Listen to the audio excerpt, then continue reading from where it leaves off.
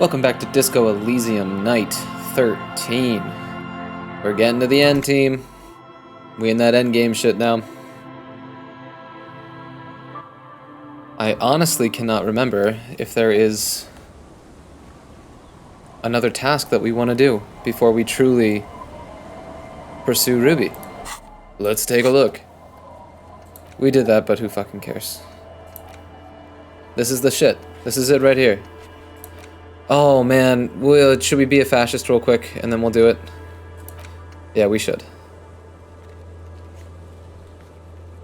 I literally don't know where the rest of this thing could be. I literally don't know. So whatever. This, I don't know how to do. The game seems oddly selective about allowing me to do this shit. So I'm okay with ignoring it. This, again, I have no idea. I have no idea. And this is locked out. So why don't we become a fascist real quick? And then we'll leave all of the questing there.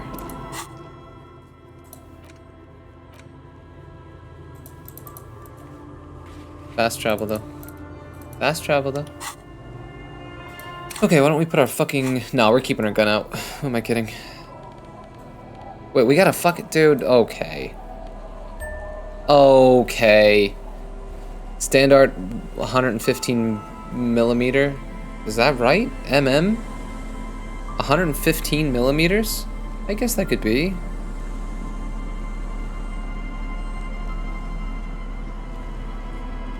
This way? This way? I don't know.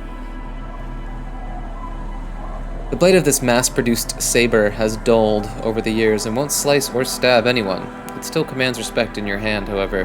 Holding onto its bake-light hilt fills you with a sense of purpose and a memory of the date. Damn, is that literally just a keepsake? I mean, I'm in. Honestly, was not that memorable of a night. Last session we had simped all over Lillian.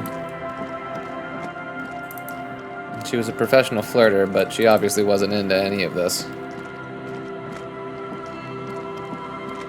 Let's get changed, dude. I feel I'm still in my date clothes, but, you know. It's not right. For just walking around the city sightseeing and shit. We need our death uniform, dude.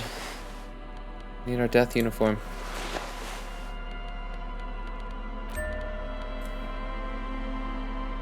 Dude, Kitsuragi always clipping through our shit. Fucking up our drip. I kind of like this pale teal thing. Though the scarf, I would say, is a little more imposing. Yeah, for sure. It kind of hides the image on our... No, shut up. Okay, that's outerwear too. There we go. There we go. Oh, I feel good. So I need to talk to Renee, Measurehead, and the racist lorryman. I think those are the three fascists. Gaston, where's Renee? Where's Renee, bro? Officer, care to play a game with the lonely old man? Where's your bro? Actually, never mind. Wouldn't be the same. All right. This is how we're gonna do it. Starting it off right. I admire your handiwork, chef. But there are a few things I'd do differently. Like what, officer? This is as good as they come in Revachol, I assure you. An array of delicious recipes flashes through your mind. Salads, salmon, sandwiches, bingo. This calls for an engineering angle. Structural rigidity, exposed rafters, lattice works, that type of approach.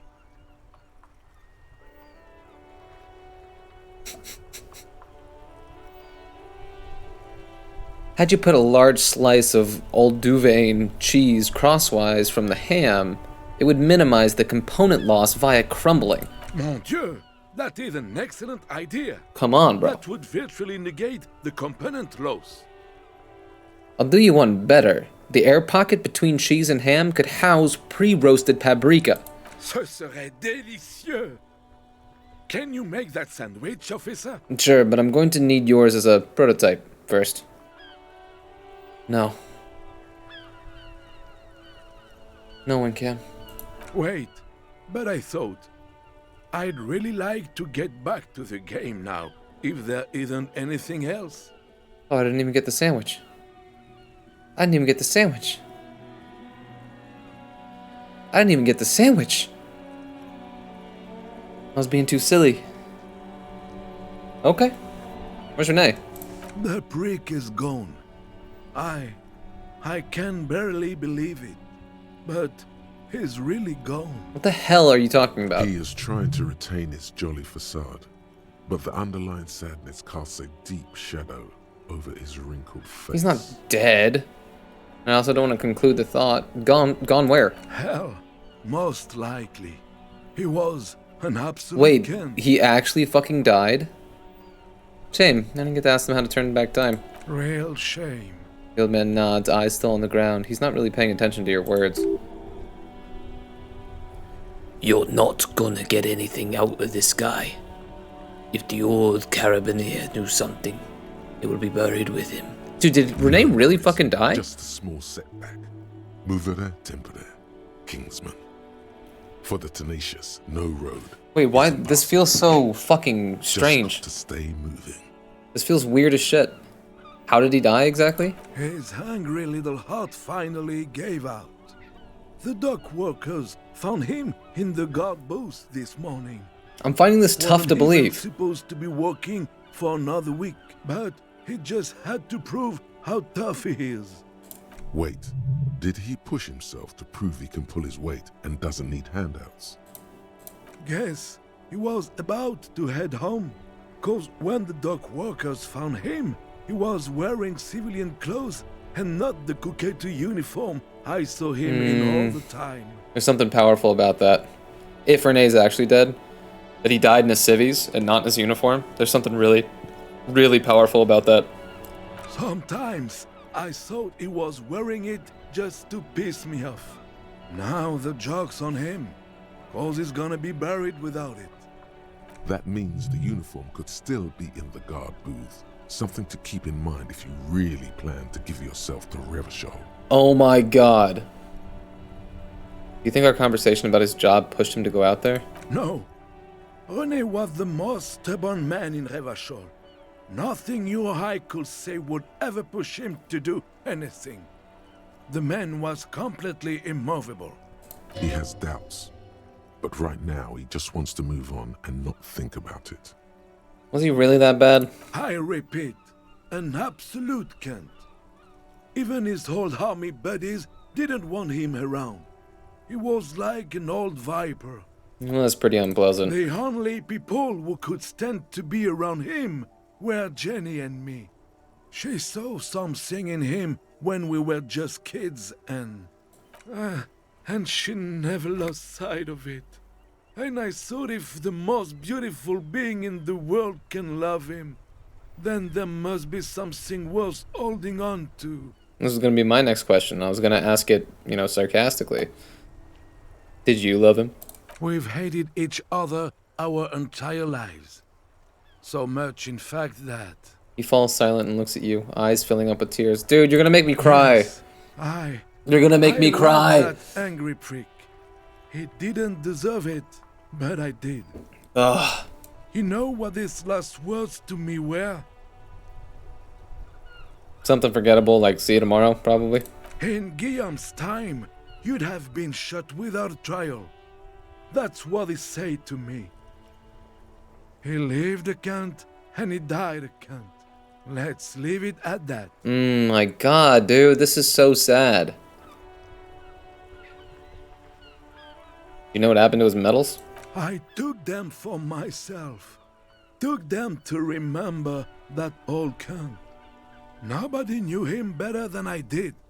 And I want to remember that old cunt by something. Strange how old cunt sounds almost gentle when he says it. I was thinking the same thing, bro. Old people die. You better get ready too. Yes. A strange expression runs across his wrinkled face, then vanishes without He trace. finds comfort in the thought. Oh, fuck that. Fuck We all you. got to go sometime, officer. Yeah. Everyone I love is already there. Oh, Probably God, waiting for dude. me. I'm not afraid Ugh. to die. It's been a good run, and I really miss my friends. We are both very sorry for your loss. Death of a friend is a terrible thing. It is what it is, part of life. But to know someone for 79 years, then one day they're just gone. Oh, I can't even. I just don't know anymore. About anything, really. But you must need something. Too bad Renee's gone. I was hoping to ask him about Maybelle's. René wasn't really what you'd call a botanist, officer. And believe me, he didn't like Insulindian lilies. Wait, Insulindian lilies? That's their old name, dating back to the time of kings and crests, and all that other stuff he loved so much. Why didn't he like him? There were many reasons, but mostly it was the communals. They called them the Bells of Revolution. A sad smile passes his face. I guess in the end, the Insulindian lilies were just another piece of the whole Insulinde. The royalists had to surrender to the Mazovian insurgents. It doesn't really matter anymore. Nothing really matters at all, bro. Oh, our face! Oh, we got rid of the expression and the facial hair. Oh, God. Yes? What a... Yes. He finds We all got to go... We are both... It is what I just don't... Okay, so, that's a turn, huh? Dead Renee? You know we're going to cop his fucking soldier uniform, though. So what, the people we need to talk to now are this shit dick, and maybe Gary the crypto-fascist? Maybe?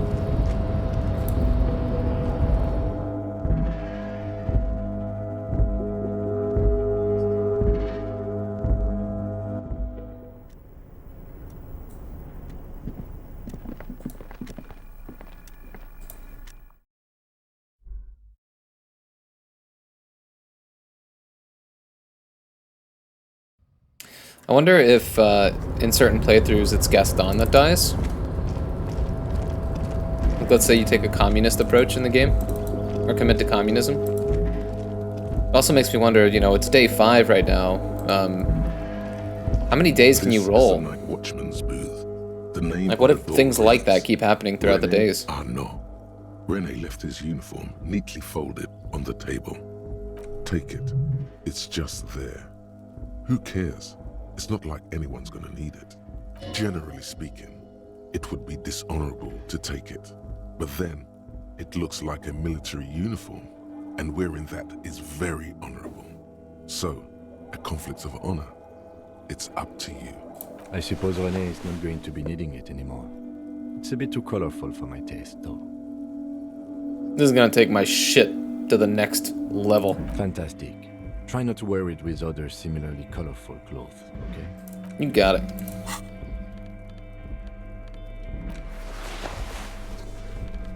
Oh my god.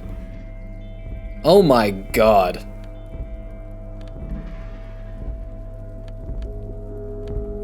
Dude, we look fly as shit. No, this just fills it out so perfectly. And the orange matches the pantaloons. Dude, we are a fucking force to be reckoned with right now. Gotta put on the shades too. Oh my god. It's time to become a fascist, baby.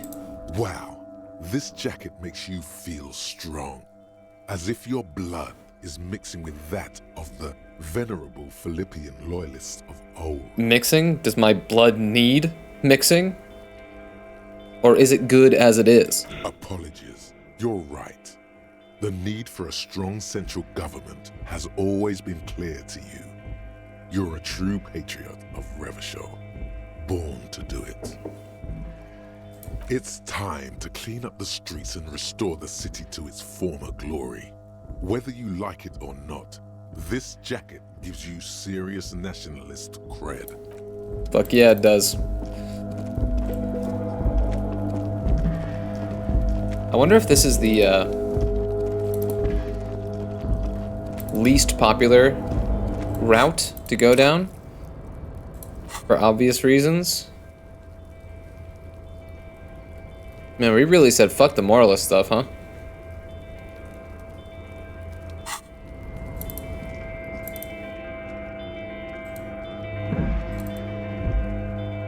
Or how many people are memeing in this game?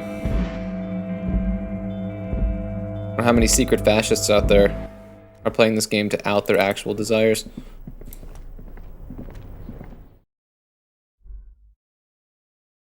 Who knows?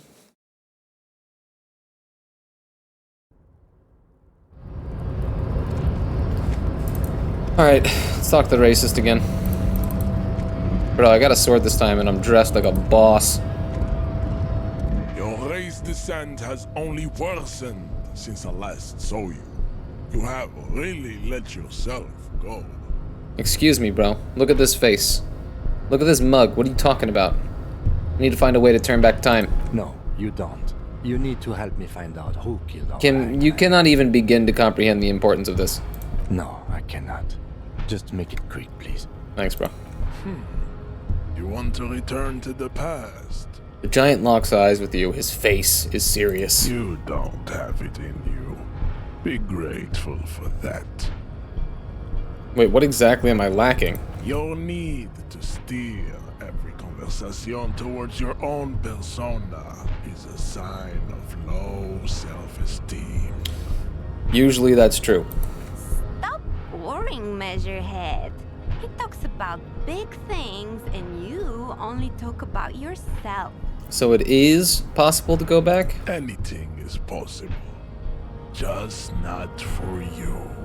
Can't you just give me a straight answer for once? It's simple. I am just not interested in your impotent obsession with the past. He just needs some convincing before you can talk to him mano a mano. Easy, dude. Suggestion 17? Easy, dude. Kim, give me a sec, alright? Need to convince a racist to something. Suggestion. God, I look so much dorkier. What's our suggestion? Neutral, that means something else is killing our suggestion.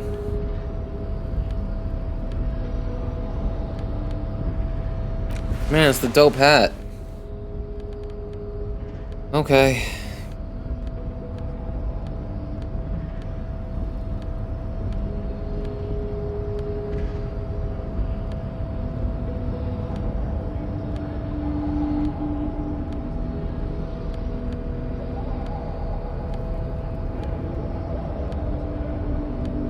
I forget. This is too tedious of a task that I often forget what it is that I'm looking for halfway through. That's how my brain works. Okay, here's the thing. Here's the thing. There's no way we're making this check without pumping some of our skills into suggestion. And honestly, I want to save these. I want to save these for the end. So. We're not turning back time, sorry. At least not with the racist.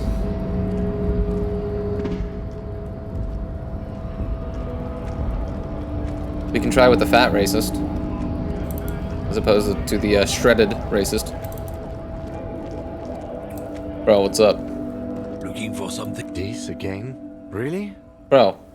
Let's get one thing straight. You can't tell a man to fuck off and then say he's your brother. It doesn't work like that. Really? I tell my friends to fuck off all of the time. Listen, despite his hostile exterior, this And then they come crawling back, soft that's the point. underbelly. He's desperate for It's a affirmation. point of friendship. Massage his ego, feed him a few grapes, make him like you. Now, what makes you think I know how to turn back time? Well, you seem like a man who knows what's really going on. I do try to keep up with my own sources, independent stuff. You can't believe half of what you hear out there.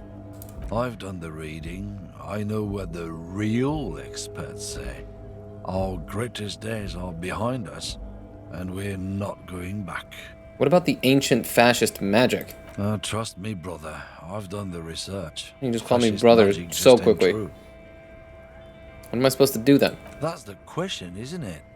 People think you and me got it so easy, but the reality is it's fucking hard to be a regular guy these days. Is he serious right now?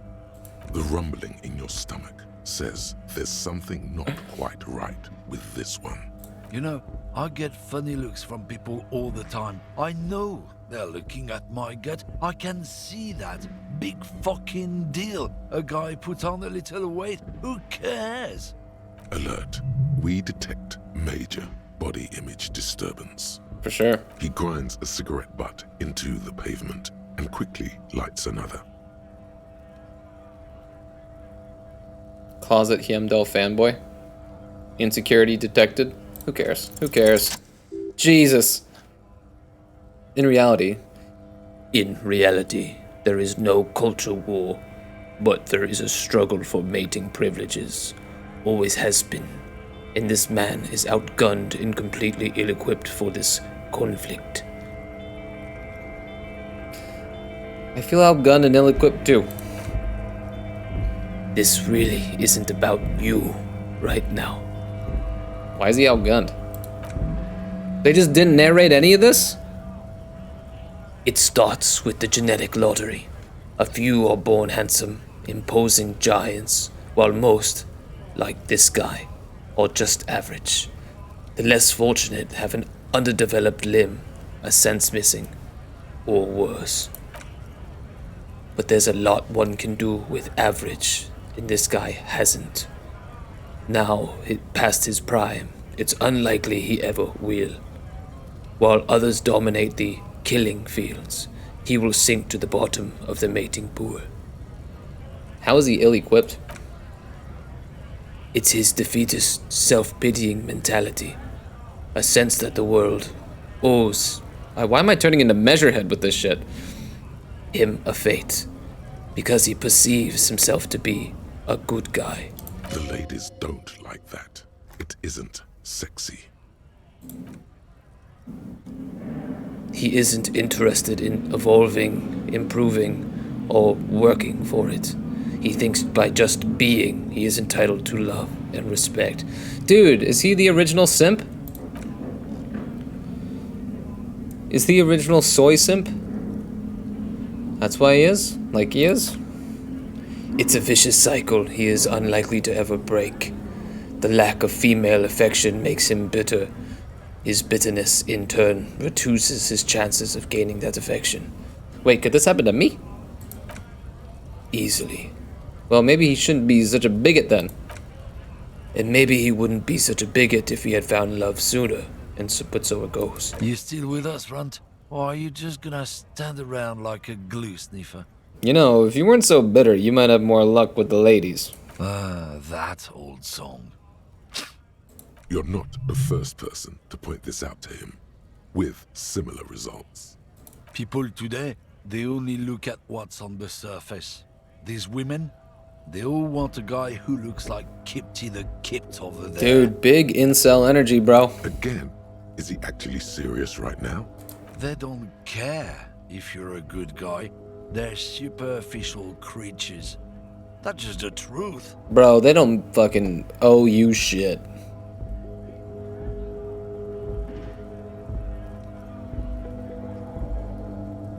I like two. One is the most RP though, right? For Harry? I know exactly what you mean. You gotta get as far away from that shit as possible. Yeah, sounds about right. So, can you help me turn back time or no? Time, yeah? Listen, man. Do you even understand how hard we've got it? How completely stacked the whole rotten deck is against people like you and me? He takes a furious drag of his cigarette. He's not listening at all, just circling the drain. Time, lorryman, can you reverse it? The lorryman looks at you like He can't decide whether he wants to smash something or break down in tears. The silence is heavy and uncomfortable. No, I can't help you. And I'll tell you why. 'Cause you're a runt and an asshole. And he's back to his charming old self. Let me say fuck off The again. lieutenant doesn't utter a word, but his face says, "I told you so." This fool is a colossal waste of time. There's no Kingsman inside him, just self-loathing and entitlement. Let's keep searching. Right, I'm going. Hey, we tried. Oh, we're at Frit. Why don't we sell our tear and buy a bunch of shit? Just so we don't have to make 30 trips to this place a day. We got plenty of funds.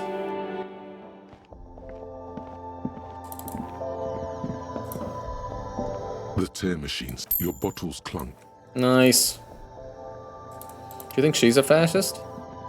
A small cabinet on the wall is filled with various medicine bottles. Okay, here. I hope Saint. Okay, here. Okay, here. I hope Saint Baptiste makes you feel better or something. Or something. Okay, here. I hope. Okay, here. I hope Saint. Okay, here. I hope Saint. We're not coming back here today. Makes you feel better or something.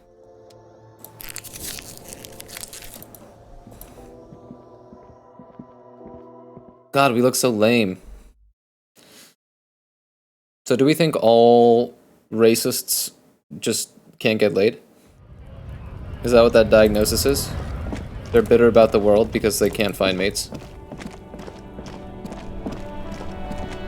Can't get their D or P's wet?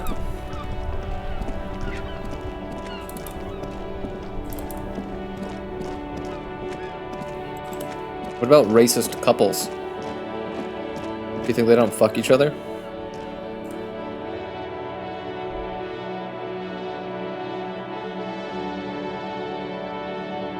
See, this is the kind of shit that Disco Elysium lets you play with in your brain. Whether or not racist couples have sex at all. Maybe they do, maybe it's just bad sex, and it's like not having sex. You know the kind of sex I'm talking about. Sorry, I'd rather be pantsless.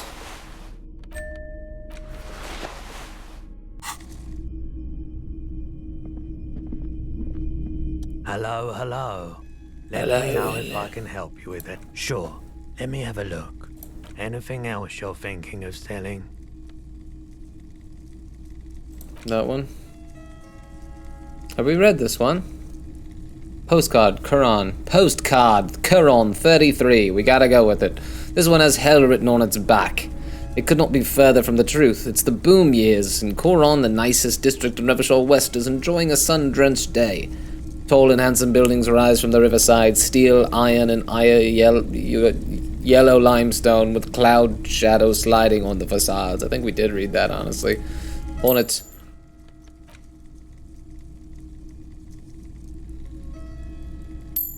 I'm gonna trust that we read all these. The fuck? I want to sell that for a lot of money.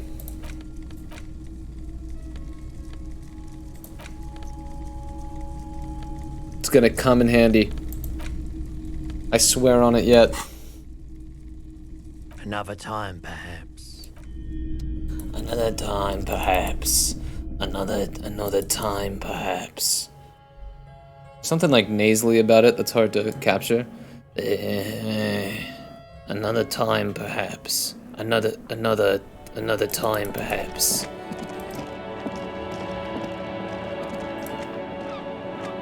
Wait, are we ready to do this fucking thing? I'm over the fascist thing. I don't feel like doing the... If there's somebody that's gonna take my hand and lead me into the reverie that is fascism, it's gonna be Measurehead, and I don't feel like making that suggestion thing work, so...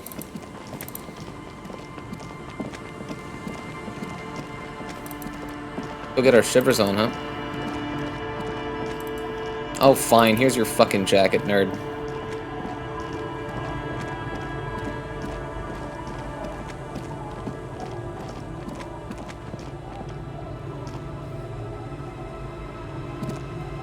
Tequila sunset. My jacket? Yeah, the one you had me clean the seagull shit off of. A look of consternation crosses the man's face. He looks at you, then at his bottle, then back at you. What the fuck are you talking about, Tequila? What the fuck are you talking about? Rosemary, what the fuck is Tequila talking about? Aye, that's the jacket you stole 2 weeks ago. From the kid who was making it with his gal on the beach. That's disgusting. I've never done anything like that in my life. You're both delusional. Found. That's medium concept stuff. Alright, and you're high concept only. It becomes abundantly clear to you how this man managed to lose his keys, business, friends, and girlfriend. I went through some dark shit to get this for you. Take the fucking jacket. You know what? Fine. Maybe I can pawn it for some booze. Aye, good thinking. Hey. Quest complete. Just cleaning up the quest log. Cleaning up the quest log. Alright, dude. It's Shivers time, baby. Look how fucking sad Harry is, dude. He's so fucking sad.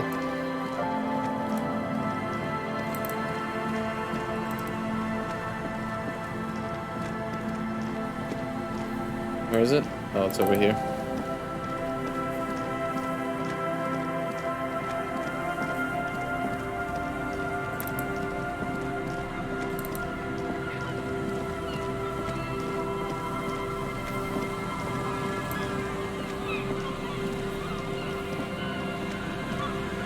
The once bright mural towers 97? saying, Feld Electrical, R&D. Tomorrow is just a whisper away. What the shit? What? Look at all those mods we got, dude. +3 because we went on a date. +1 because we reconstructed the execution. +2 because we made that awful call. +1 because we confronted the pigs. +2 because we established the nightclub. +2 because we discovered the anomaly. +3 the death notification. And +1 found the jacket. Wow. That's a cool way to like gatekeep the next portion of your game. Especially when like so much of the experience is just like a big sandbox. You know, you could have brute forced your way through this Shivers check pretty easily. You know, if you just pumped a bunch of skill points in it and rolled well in RNG. But the fact that it allows you to, like, hey, if you actually just got to know this portion of the town, you're gonna win that Shivers check, because that's what Shivers is all about. And that's cool that that's what the game is all about, you know? That's what the game is all about. The game kind of like says, like, hey, go actually explore the world a little bit, and then we'll let you through. You know, that's the dungeon key. Dude, here we go. Failed. Suddenly, there's a sigh, carried on the molecules around you, moving, flowing from high pressure to low pressure, like that of a woman emptying her lungs.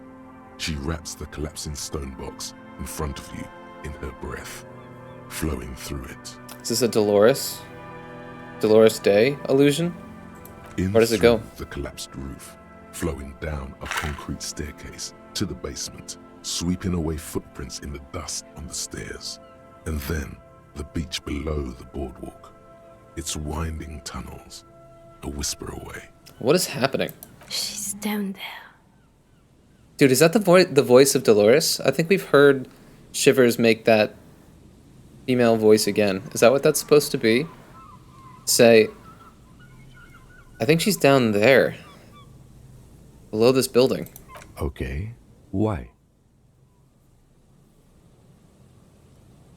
The wind told me. So, how do we get in there? The doors were on the He just collapsed accepted. side He's of like, this fuck it, building. whatever, dude. They're gone, basically. Finally, my time to shine. There's a ladder next to the sign. Perhaps we can climb it? Enter through the roof? Perhaps you can climb them. We are not climbing anything. I'm 43 years old, and I plan to live to see 70. Don't set your eyes too high there, Kim. She did say I can go under. Oh, drain pipe. Ladder or drain pipe? Drain pipe is grosser, right? Do the drain pipe. There's gonna be a check involved, right?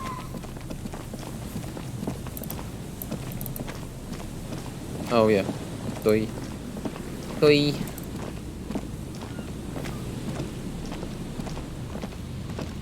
An old pipe peeks out from beneath the rotten boards of the boardwalk. Could this be an alternative path into the fell building? Come closer and look in. Your eyes slowly begin to adjust to the darkness inside the drainage pipe. The lieutenant looks over your shoulder. What's in there? A thin layer of snow gleams inside the pipe. Okay, what else? As your eyes adjust, you see some trash. Crumpled up newspapers, cigarette butts.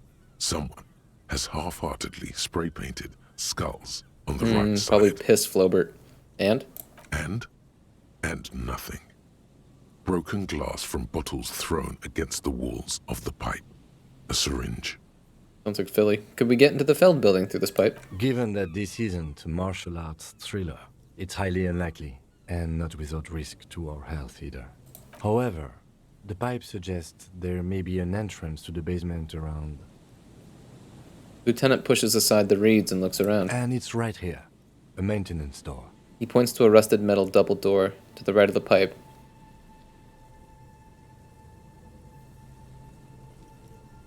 Slowly bring the string theme in. It's jammed shut. Oh The no. isn't going to work on this one.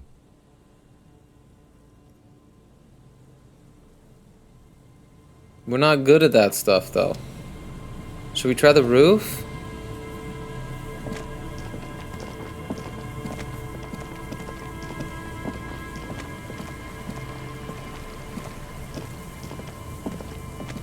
Hopefully there's not another physical instrument check up yonder.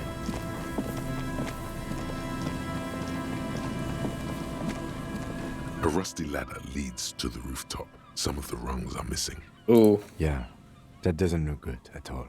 Assess the situation. The distances between the remaining rungs are rather wide. You'd have to use the mounting brackets. However, they seem corroded and the peeling rust I'm wearing is like razor armored sharp. gloves, dude. We'll be fine. In addition, the first rung is going to be tough to reach. It's what, 3 meters above the ground? And you're 180? 190, I'm a giant. Okay, but still, the roof is collapsing and the wind gets pretty brutal up there. Dismounting from the ladder is going to be hard. Perhaps if you were to not climb the ladder. Instead, what if you were to do something more subtle? What if you were I'm to listening. reconceptualize climbing the ladder? What if I don't climb? What if I just teleport? Teleportation is not a thing. Lieutenant stares at you stone-faced. Even if it isn't, no one told you. It is a thing for me. I can't remember it's not a thing. That's not how physics work, detective. And even if it were, wouldn't you need some kind of apparatus? A teleportation field or... What are they talking about? Mikhail, shut up. Teleportation, Mikhail. It's generally thought impossible. Won't hurt to try. Oh yes, it could hurt. A lot. He is restraining himself from using a parental tone with you. Easy, bro. Yo, because we saw Crabman, and we have the magnetic dice set. Are you shitting me? All you need to do is close your eyes. This is and fucking wild. concentrate. This is wild. Darkness enfolds you. You can feel the distance between the bench and the first rung of the ladder. All you need to is... Do it. Zoot, zap, pow, crinkle. It's like magic. You feel yourself disappear, your atoms fading out of existence. Oh my god, I can't believe it. Bam! You find yourself on the roof, having mastered the art of physical displacement. Don't gloat. Just stand there like a... That's not us. I did it, Kim! I teleported! I just saw you climb the ladder. You just climbed it like a regular person. Okay. No, not like a regular person. Like a phased spider. Thank you. The wind at the top of the building starts howling loudly, blowing away the lieutenant's voice. Faintly you hear. Never mind. Find a way to let me in when you get inside. Don't go adventuring without backup, especially if we think the suspect may be hiding here. Well, I don't like being alone, but hey.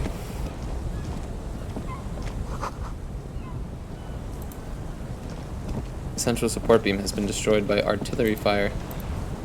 Dude, down we go, man. Shit's about to get freaky, baby. Okay. So, mission number 1. Get Kim in as quickly as we possibly can. Dude, this track again? Come on. The glass is covered with grime and dust. You can barely see out. That's, Okay, we're gonna keep going. Wait. What is this? Dude, you're still giving me postcards at this fucking... Who cares? I do. Postcard, Martinez, 98. It's pretty old. A faded picture postcard from the end of the last century shows Martinez as it was before the revolution. It's the height of summer. Rue des Saint-Ghislain is teeming with parasol-wielding bourgeoisie, and wild pines flags buttress the walkway. Nothing is written on the back. We'll roll it.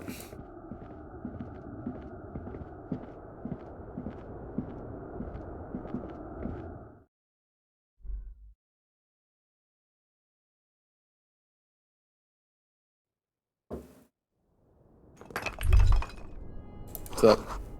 You should take out your flashlight. But dude. This collapse nearly sealed the basement. One can barely squeeze by. Wait, did that just happen? Antiquated office furniture, last century maybe? Wait, actually? Oh, is that just to be like, once you got Kim, you can't go back that way? Or you can, but only you could fit, or whatever? Just checking what that meant.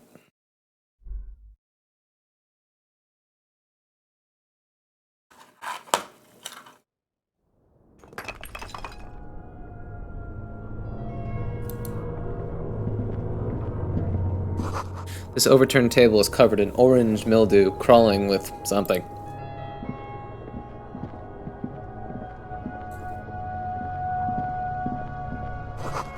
Old file folders in the cart, documents silvery with mold.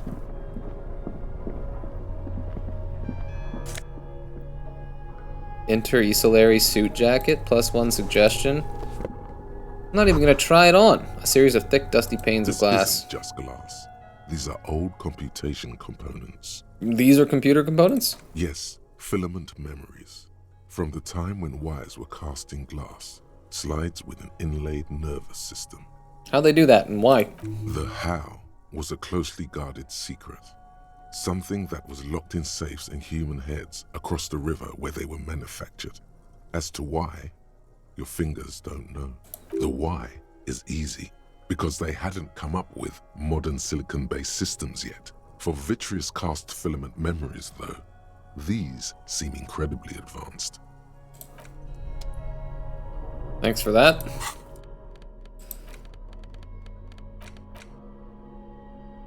Inter-Esolary suit jacket, +1 suggestion, dressed for the occasion.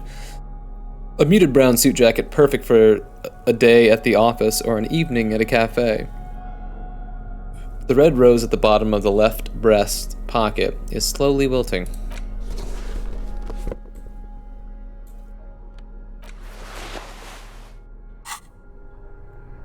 I don't trust a man that actually wears a blazer to go out to a cafe or something like that. Meet up for coffee and he puts on a blazer? What the fuck? Just wear a t-shirt and a hoodie. Get him. 2 rusty metal plates that slide apart form a crude door. It's been here under the boardwalk for a while. Who's there? What do you mean, who's there? It's me, Kim. Stop playing around and help me get this door open. Officer, are you okay in there? I'm just kidding, bro.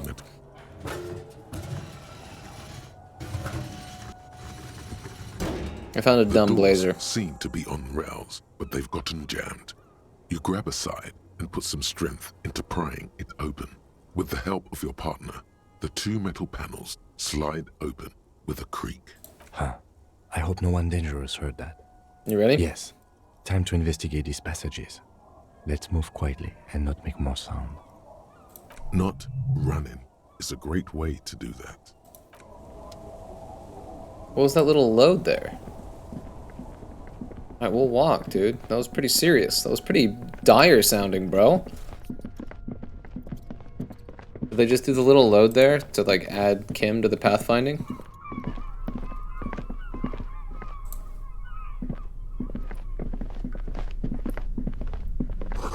This is spooky, dude. Boot prints in the sand. One of the souls appears more worn than the other, dude. That's our girl. What, dude? There's something in the air, an unnatural buzzing? Oh no, it's those fucking hornets that can take out an entire colony of bees. The tunnel collapsed. You'll have to find another way around. Alright, game. Arbitrary barriers. What is this, dude? This looks like a big fucking Alaskan bullworm tunnel. It's getting louder, the buzzing sound. Oh shit, dude. Dude, this is hype. What? There it is again, like a swarm of hornets buzzing under your scalp. A strange tingling you can almost smell. Lieutenant, do you feel something? No. What do you mean? A pain, a strange tingling. I don't feel it, but we should still be careful. There were footprints back there, and I'm pretty sure they were fresh. Hold on, you really don't feel anything? No, but you are the sensitive one. It's not a quib. The situation is dangerous. I saw them too, footprints with the right sole worn smooth. Looks like our suspect. If she's in here, we need to plan our next step carefully. What do you mean? Once we detain a credible suspect, who knows what the Union and the Wild Pines will do? Yeah. We'll set in motion events we have no control over. You will upset the balance of power in Martinez. The deadlock between the company and the Union will destabilize. Talk about stakes. This part of town is a fine clockwork puzzle. Disturb its peace, and it will start breaking down uncontrollably. Dude, this is freaky, man. Keep calm. Go over the whole situation in detail. 2 is hilarious. We found out Everett's plan to take the harbor. Maybe we should tell Joyce about it. I leave that to your judgment. You already know what I think about cross-pollinating information like this. It's dangerous, but... He just can't be sure. Maybe it will yield something useful. Fuck you, game. Fuck you. Do you think whatever happens will affect our cryptozoologists? You mean Morel? I don't see how cryptozoology and the murder investigation are connected. Are you sure? But the situation in the city will get tense for everyone. If it gets that tense, the amateur zoologists might not be able to do their job. Gosh. How bad do you think things could get? Well, we are not responsible for what we can't predict, are we? I don't think the entire city will be razed to the ground. He smiles in the darkness. If you can't predict it, there's nothing you could have done. What do you think is waiting for us there? I think I see a cavern. Oh, no. Maybe more cellars? I think we've been careful enough. We still have the element of surprise. Oops. I wouldn't be so sure. You haven't exactly been sneaking. Or maybe not. Either way, once we go deeper, there will be no turning back. What is this? No, no, no, no. There's something here. Kim, move your ass, bro. Move your fine ass. Oh, it's just... Oh, it's your gun or something, dude. Like, what do you have in your mouth? What is that? Hold on, get over here, Kim. Your pen, dude. Your pen. Kim? Kim. Your pen, though, bro. You just got done telling me teleportation isn't... He was alone for 60 fucking seconds, and he managed to figure out how to teleport his pen and telekinetically hold it up in front of him. This fucking guy, dude. This fucking guy. I swear to God.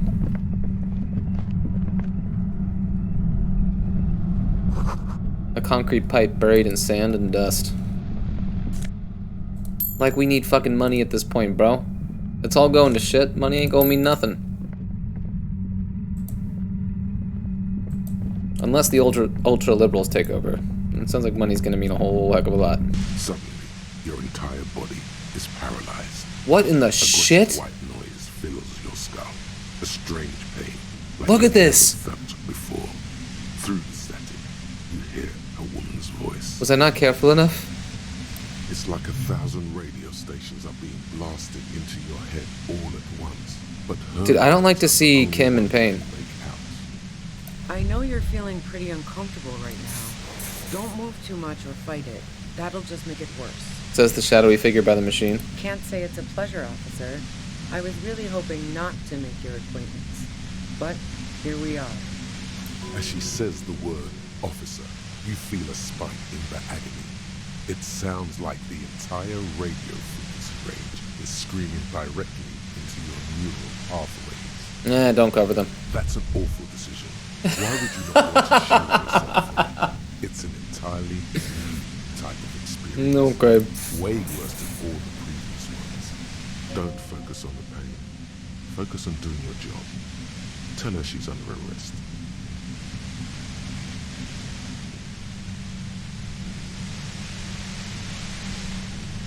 Help, Kim, help! My brain's on fire! Lieutenant clutches his head as his eyes roll back into his skull. I'm No. using a pale latitude compressor. You and your partner have been caught in its field.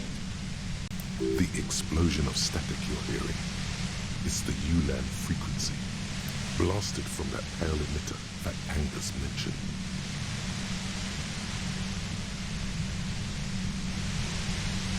Should I try to cover my ears? They kind of made that like the point.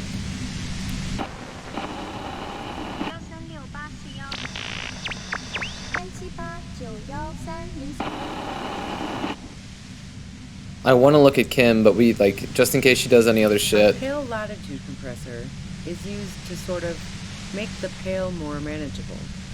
With a lot of these, you can force a radio signal. Dude, these effects are so cool. Literally crunch the distance across it. Signals are relayed across a series of repeater stations fixed to buoys. Not a fun job manning those stations. All alone out there in the pale, people lose their minds in just a few years. So, what we are experiencing is a concentration of radio waves. He gestures towards something with great effort. Precisely. This is an industrial strength paraboloid. It's meant for forcing dimensions on something that doesn't have them. Needless to say, the frequencies used are out of this world. At the upper limit is the large prime number generator station. It's used specifically for pale latitude compression. That's why you may be hearing some numbers. But you might also hear, or think you're hearing, local radio chatter. She's been holed up in here for a while with no one to talk to. Keep her talking, and you just might get an opportunity to break you loose. He's been holed up here for a while with no one to talk to. How did you get your hands on this thing? I built it myself. She nods towards her torture device. And she's proud of it too. As she ought to be. This is way beyond your abilities. That's illegal. I'm guessing it's patented. But we are beyond that, aren't we? Kim, that's a comment that I would have made. You're just saying all you gotta do is feel a little pain and then you become Harry Dubois? Way beyond. Will I stay like this forever? No. Once I shut down the compressor, the pain will end.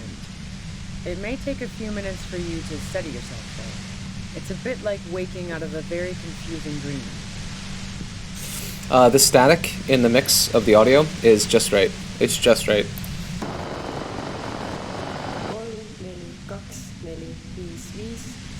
This is so cool.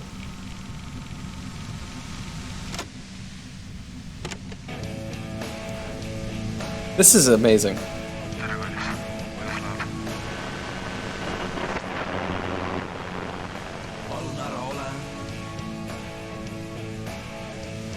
Let's see how long it goes.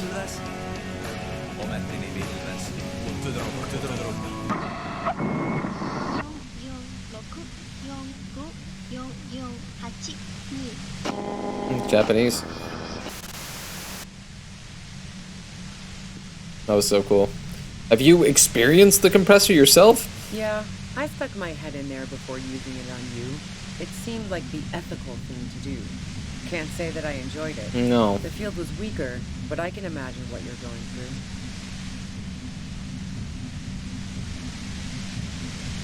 I feel like we shouldn't even bring up the case yet. We can't have her run / keep this thing on longer than it is. Please turn it off. I can't take it anymore. You're big boys. You can handle it. Stop being so damn melodramatic.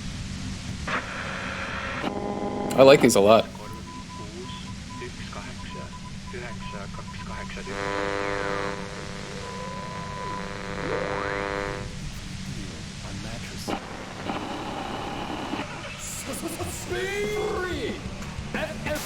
That's Kim's favorite channel.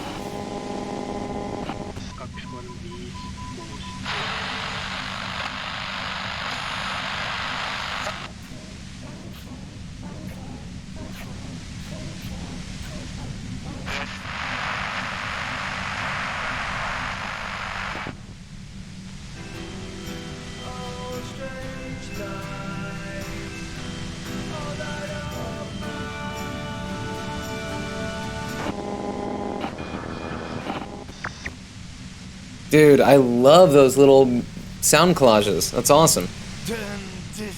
Lieutenant clutches his head, grimacing. God damn it. She regards you and Kim with sudden sympathy. Fine.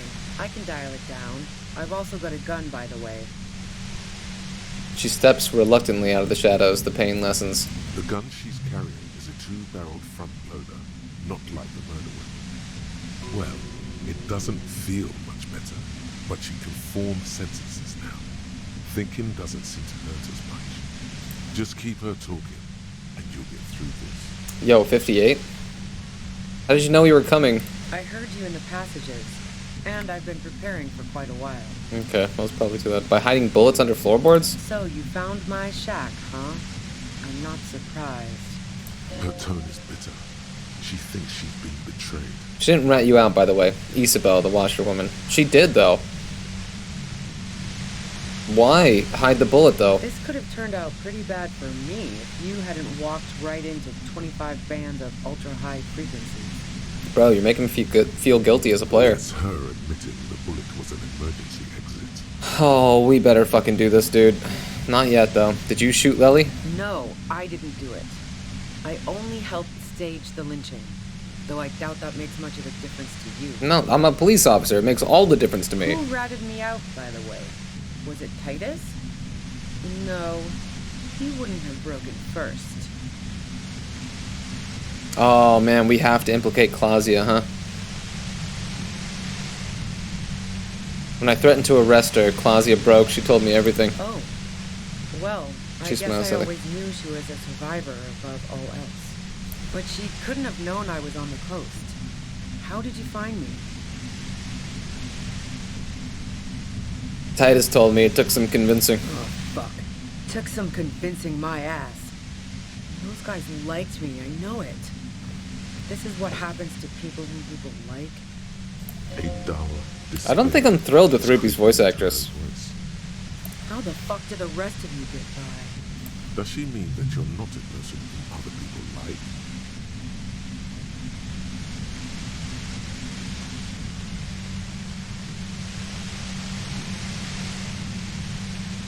Honestly, I don't know how I do it. I just stumbled in here. Can you please explain this shit to me? What shit?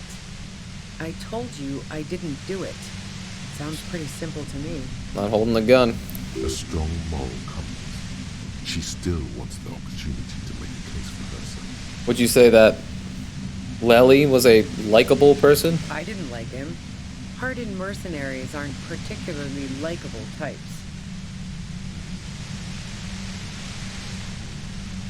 There's nothing more personal that you had against him? Perhaps his way with women? You think I was envious of his conquests? Look, pussy's not a problem for me. And definitely not a reason to off someone. Is that the first time they said pussy in this game? Not that I'm keeping score or anything, but I do like to see where people's lines are in games, you know? Like this game, like, they wouldn't say the F-slur. They blurt it out every time.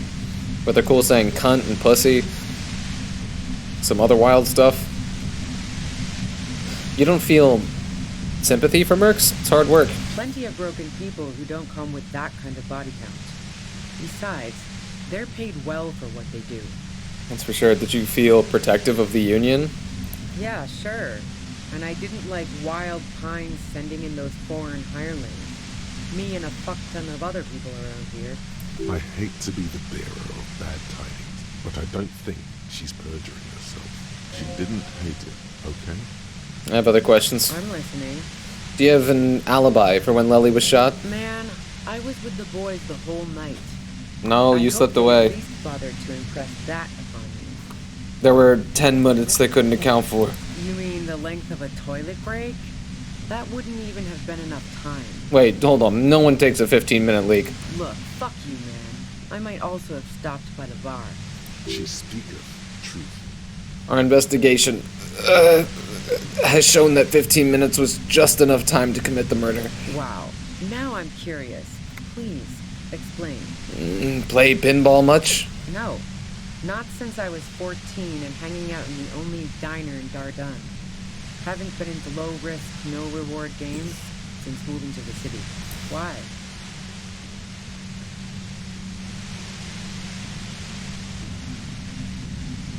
There are some mysterious pinball machines and some pretty mysterious rooms in the whirling. Yeah, and probably some ghosts from the time of the suzerain. I'm not really interested in supernatural mysteries. Wait. What kinds of mysteries interest you then? Not murder mysteries either, if that's what you're thinking. She looks you in the eye, impassively, making it clear that she's not planning to comment on the matter any further. Oh, that's a shame, because I happen to be a paranatural detective. Cool. They sent a ghost cop after me. Congratulations. What about elevators? Do you like elevators? What the fuck do elevators have to do with Do it? you or don't you? Not particularly. Why not? Why are you so hung up on elevators? That's a pretty good question, actually. She clearly doesn't know anything about the secret passage. Not even quaint old rickety ones? I'm not really into old shit for old shit's sake. God damn it! Sorry, Kip. No, she's not an antiques enthusiast. Not my jurisdiction there. But it also doesn't sound like she used that secret route at all. Look, there's a secret way from the ground floor to the whirling to the roof. Don't know it, but also... She frowned, studying your face. Evaluating your competence as a police officer. The shot couldn't have come from the roof. Or we would have all heard it downstairs. She has a point there. No one mentioned. The pain stops him from finishing the sentence. That didn't go super well. You've got to lay something better on her. You have a gun? And? Where did you get it? The gun store. What gun store? Trigger Happy Jacks. Really? Trigger? What did you think? That I'm going to squeal on my gun supplier? Sorry, I'm not that kind of gal. I see it's a front loader. Do you have another gun somewhere? Sure don't. A breech loader? No. This is such a wipeout. I can't tell what kind of gun it is. A Nachtway 80 front loader. 2-barreled. Not really what you were looking for, I'm guessing. That isn't it. I know you don't like old things, but do you sell antique rifles on the I side? never really got into weapons trafficking. Especially not old weapons. Man, is this entire scene You don't want unhappy customers among gun collectors. basically just like one big wag of the finger by how much we were just led astray this entire time? Was it Clausia this whole fucking time?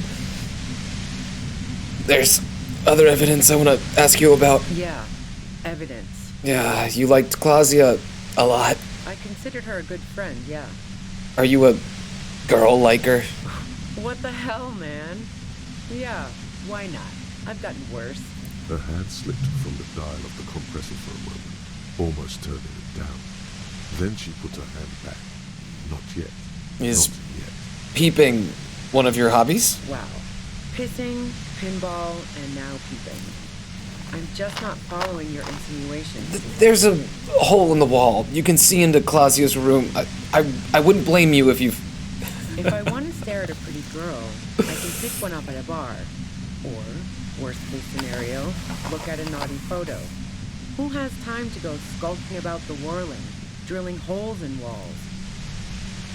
Clausia looks like a girl in one of your posters. She seems to be your type. What the fuck, man? She's everyone's type. She's your type. Are you sure you're not the one who is excited about the peephole? She's beginning to suspect you've broken into her lorry now. Actually, I did get pretty excited. Cool, man, cool. I'm glad you got off on it. What the fuck are we talking about? So you haven't been watching Claudia through a hole in wall? Nope. Look, she has an effect on people. That je ne sais quoi that makes it impossible not to look at her when she walks into the room, and very difficult to look away. But travel enough and you realize, for the same reason that she's everyone's type as an object of desire, she's not irreplaceable. But you wanted to be more than just friends. Oh, so that's where you were going with this. She said you wanted to run away with her. That's a very sentimental way of putting it. We both had pasts we didn't want to catch up with us, and we enjoyed listening to music together. Why not go on a road trip? The lieutenant watches her expectantly, occasionally shaking from the pain. Okay, fine. I was into her. Claudia was into me too for a time, I know it. We even fooled around once. And yeah, after that I thought maybe we could make a go of it. Claudia only said they may be kissed. Someone is lying here. Hold on, Claudia only likes truly buff men? She does know how to pick 'em. Then what happened? She rejected me with some wishy-washy bullshit about how she was confused because she felt so close to me and valued my friendship so much, and how guilty she felt for leaving me on. I knew that wasn't the whole story, but thought, fine, I'll take it and move on. No ill will there. It wasn't a problem for her. Claudia said you got very angry when she started seeing Lely. Threatened her. Yeah, one time when we'd both been drinking, I said some heated things about how dangerous her patterns with men were. I was a little worried she'd blow it out of proportion in her head. All the drugs she was doing can make you feel like you're living in a DeLorean tragedy. And despite everything, you helped her by staging the lynching. Yeah, the girl seemed terrified. The merc was beyond caring what happened to his So she is saying that Claudia is responsible? There are other things I ask about. Go ahead. It's your body. Sorry, Kim. Mine too, he thinks. But keep on. This must be done. Do you like to hang out on rooftops? Who doesn't? Oh, you probably mean Claudia's rooftop. Sure, I've hung out there. She's got this great antenna. Is the only reason you hung out on the roof? The antenna? The view's pretty bomb, too. But you might say the antenna was the main attraction there, yeah. Along with Claudia. What's so great about her antenna anyway? It's very powerful. I used it to tune into RCM frequencies. That's how I knew to be prepared for your arrival.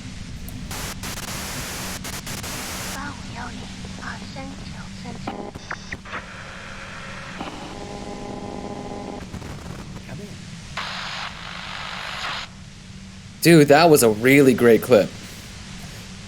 So you're sure you didn't shoot the merc from the roof? Yes, I'm sure.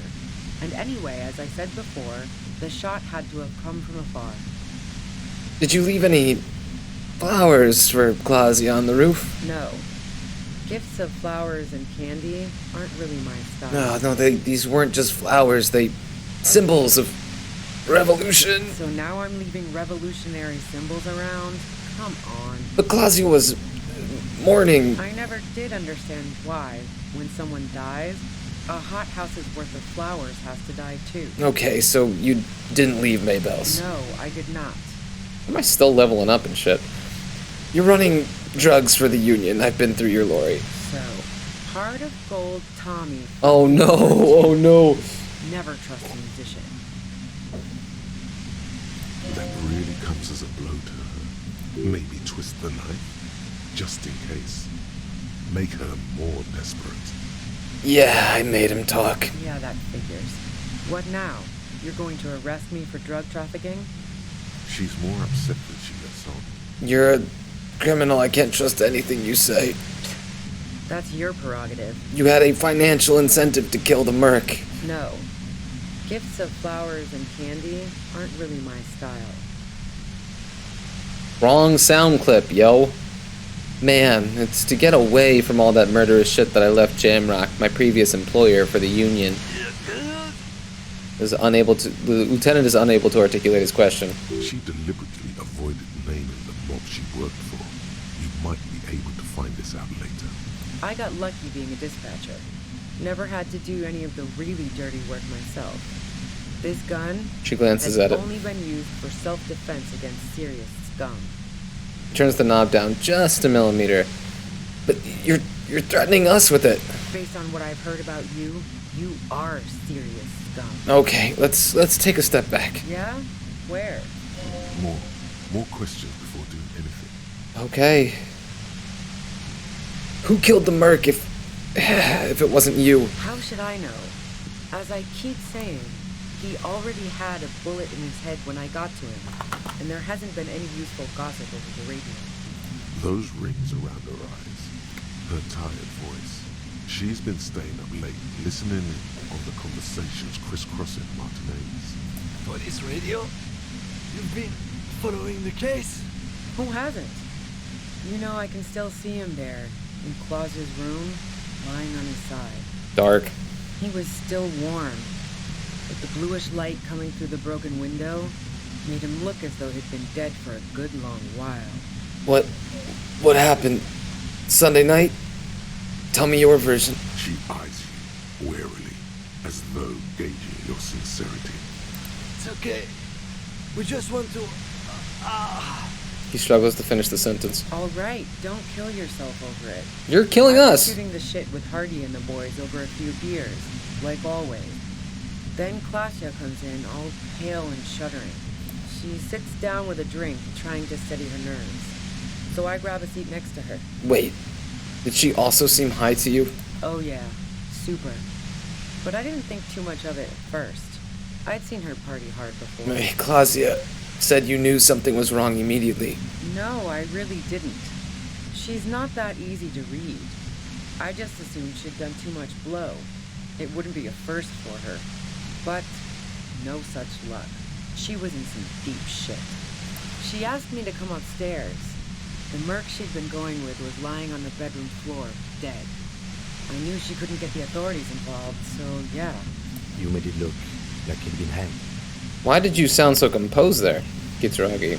Claudia said you seemed to have a plan prepared when you got there. What? No. Faking a lynching was her idea. Her idea? Yeah, in cold blood.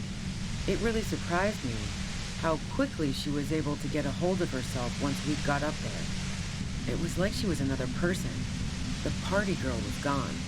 She asked me to help her drag him into the shower so she could wind the shower head around his neck to fake lividity. Then she dressed him while I went to get the Hardy Boys. She lied to you about that, too. Showerhead? Resourceful. Yeah. I wasn't sure whether to admire her or be disturbed.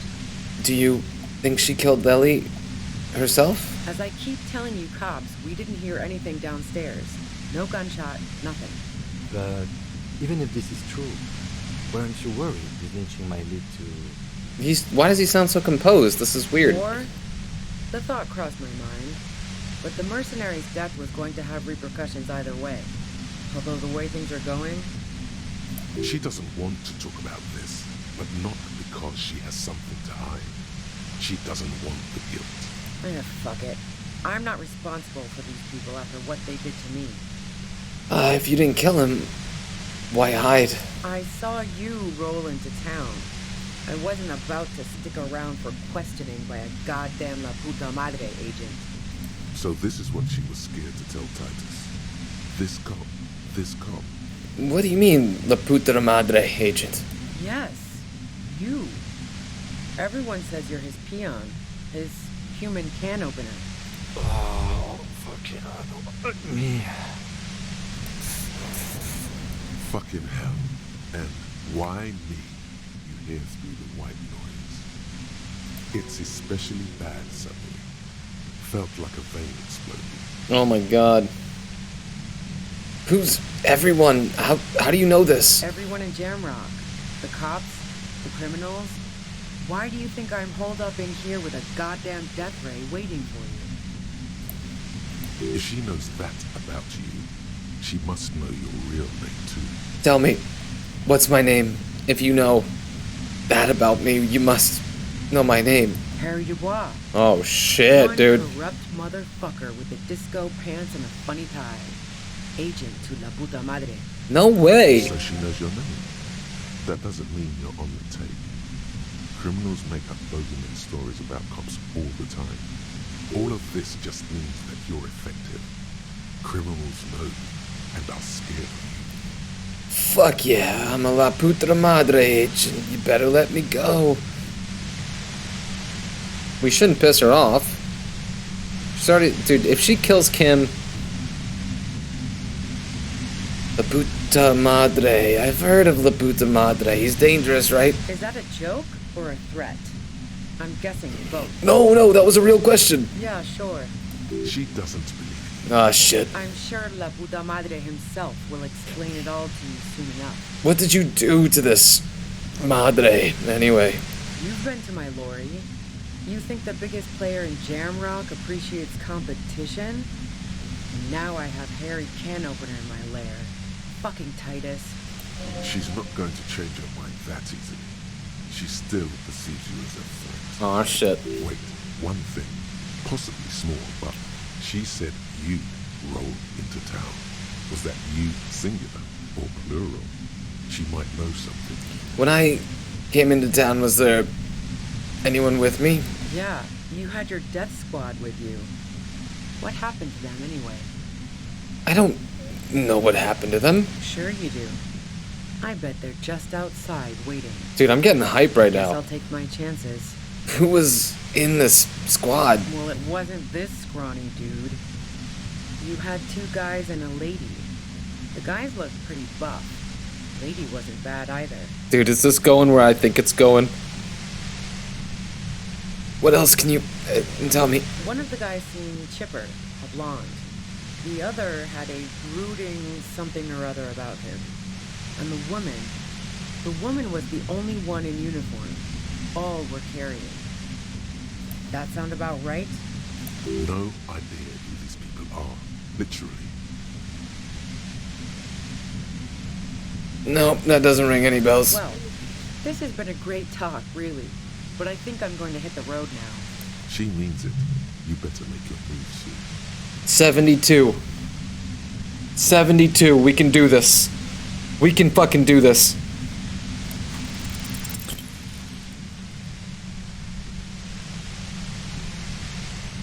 Dude, what's gonna fucking happen? The violet white noise becomes even more overwhelming closer to the compressor. Dude, what a check to fail. Hold still and try to have an apocalyptic vision. Are you okay? Yes. I brought plenty of meds. I'm fine. Don't worry, Kim. I'm just trying to have an apocalyptic vision. The pain intensifies as your hands attempt to reach out into the pale chaos. What are you doing? I told you it's best not to move. Just turn it off then.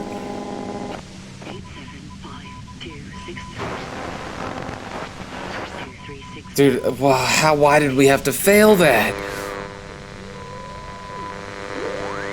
Special someone. Just try not to collapse. Look, I know this isn't very fun for you, so let's wrap this up. You have a tribunal to attend. She knows about the tribunal. Do you know something about the tribunal the mercenaries are planning? Tribunal is an awfully fancy word for what they're going to do. But yeah, I was listening to their frequency. They finished their investigation. Now they're gonna put on a show before meting out punishment. Even though those assholes gave me up, I'm worried for the boys. And you, watch out for yourselves. You seem to have a habit of walking into traps.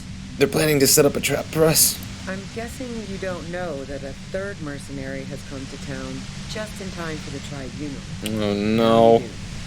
If one hornet can kill 40 honeybees in a minute, then 3 hornets should be able to kill 120 honeybees in a minute or more, since they'll also be covering one another.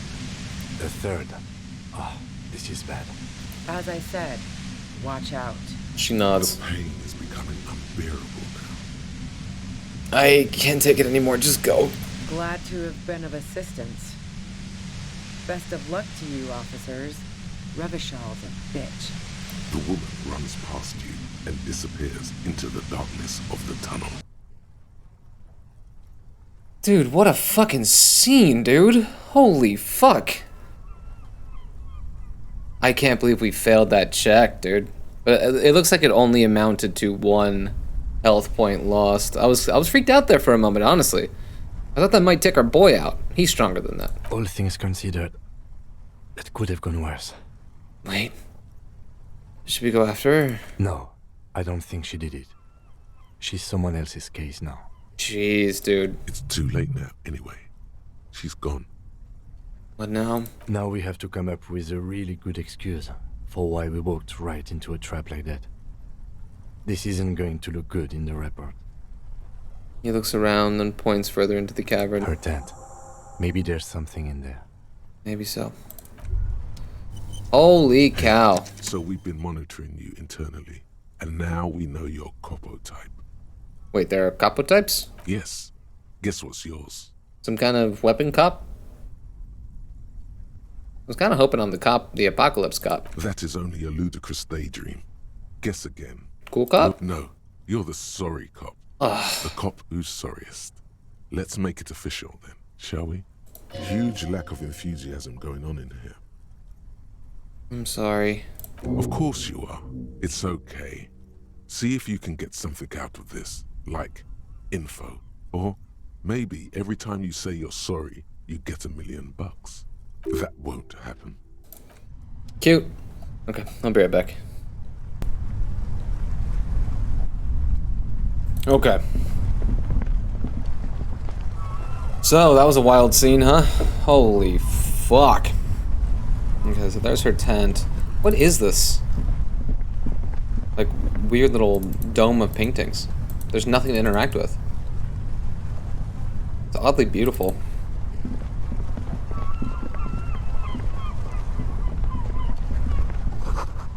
Dark water trails into the distance. There is no way out. It's kind of a, you know, if you're hiding out, this is a pretty cozy circumstance, to be honest.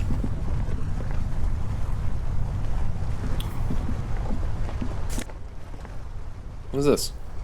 Oh man, they knew. That's too kind of you, game. Cooking utensils. She has prepared herself porridge with banana. Okay, so thoughts on Ruby. I thought she was gonna be way fucking cooler. I thought she was gonna be a presence like Claudia. She just seemed like another fucking freaked out, paranoid Martinesian denizen, you know? $8, what the fuck? The plain red tent stands by dispassionately.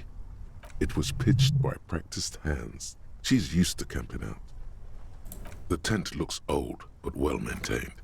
In the darkness of the tent, a rolled up sleeping bag, cooking utensils, some books, and a kerosene lamp. It reeks of cigarettes. Look at the books. Assorted soft covers, mostly pulp horror. A motor character lies buried in the snow on one cover. On another, a ghost airship. You also see a collection of radio enthusiast magazines. See anything? Sift through the magazines. Rager Monthly, Journal of Material Science. More Technological Digest. One of the magazines doesn't have images on the cover. It's not a magazine. It's a leather notebook. A notebook. You pocket the worn brown leather journal. We should read this immediately. Like, right now. First, Kim, don't tell me what to do. Okay? I'm W. Freiter, or whatever the fuck. Rigorous self-critique. What a bad time to get, like, a sorry cop thing, you know? 6 hours. -1 authority. Embarrassment to the party. Rigorous self-critique. You're one sorry piece of shit. A cop penitent. A flagellant cop monk. This is not the right line of work for you. You should be groveling at the feet of a feudal lord, providing lurid evidence against yourself at a Mazovian show trialer, ripping the flesh from your back with a cat o' nine tails. Whatever made you this way, you can be damn sure it was your own fault. Do it. Really criticize yourself. Who knows? You might uncover something of importance from your guilt-ridden past.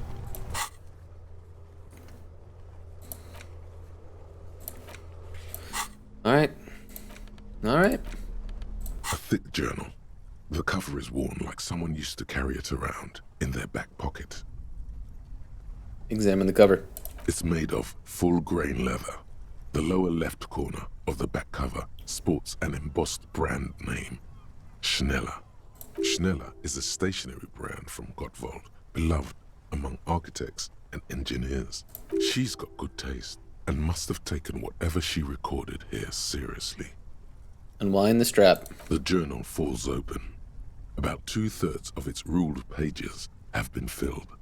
Study the handwriting. The large cursive of someone who writes Who the quickly fuck writes in and cursive? confidently. Perhaps too confidently. Many phrases and even paragraphs have been crossed out, with tiny corrections scrawled above and in the margins. Ill. Flip through the pages. It's a mix of logistical notes, diagrams, and personal reflections, all dated. It's good she left in a hurry. We could learn a lot from this. What kind of logistics? Hard to tell exactly. It's mostly noted down in code. Looks like contact information, quantities, directions. There could be useful information about local operations in those notes.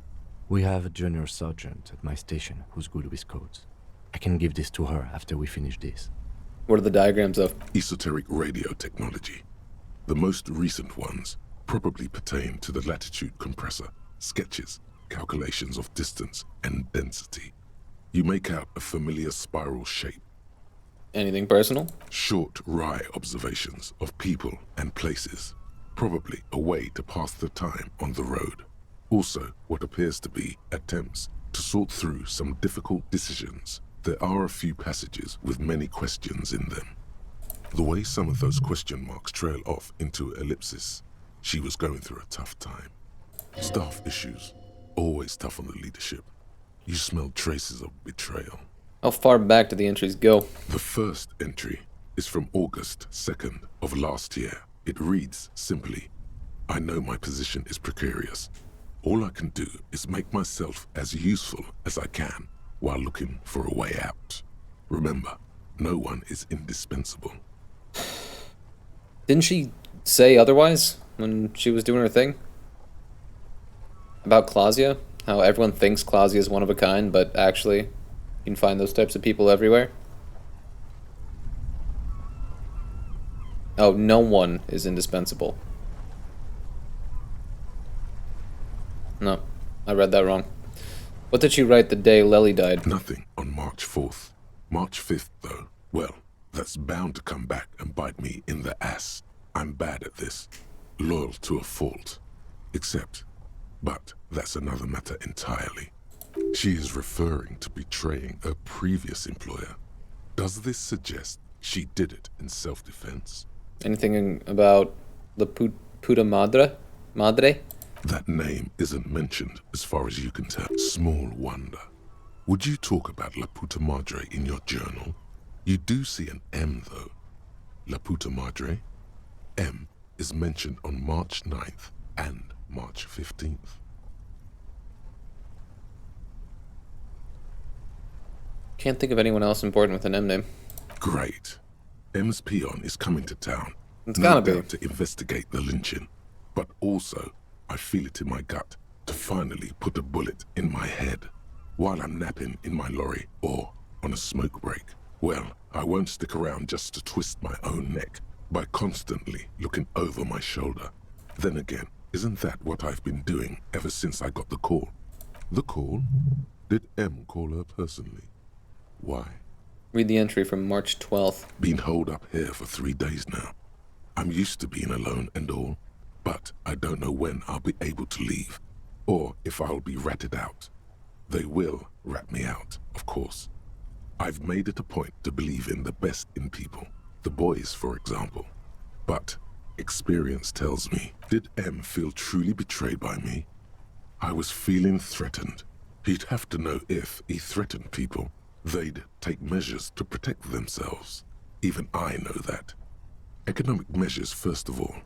Gotta make a living, right? I can still hear his voice in the receiver. Taste the plastic. The entry ends abruptly. What's the most recent entry? The most recent entry is from today.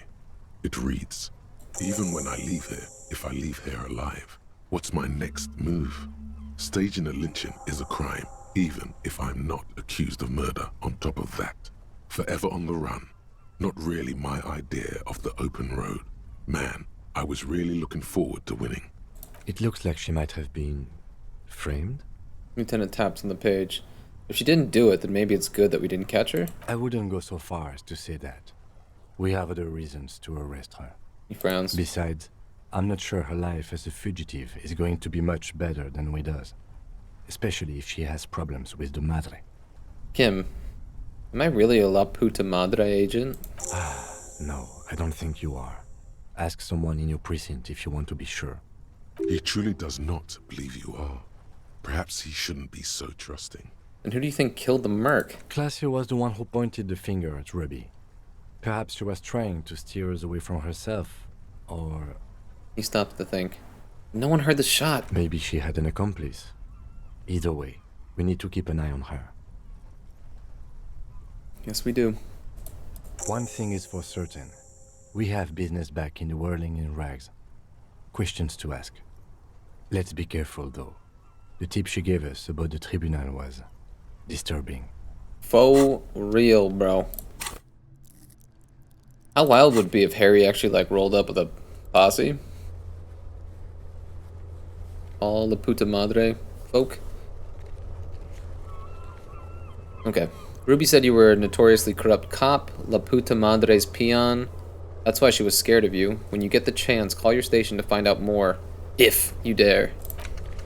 Return to the whirling after the whole instigator debacle. Someone there has to have answers or something. I don't know what it said. Alright, bro. Freaky stuff. I wonder in, like, when it comes to cops, how damning is a person's personal journal as well? Seems like such an easy way for a criminal to, like, almost like a fucking petty, transparent way for a criminal to try to throw a cop off their tail, you know? Just write up a fake journal, a couple of, like, fake diary entries. That sounds so low effort to me.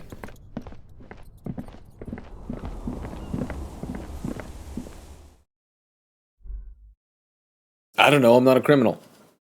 Nor do I keep a journal.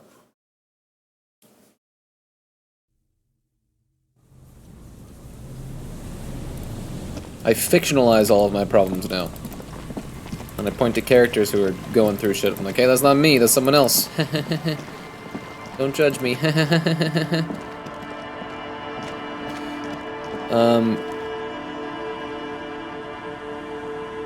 Okay, I guess back to the whirling.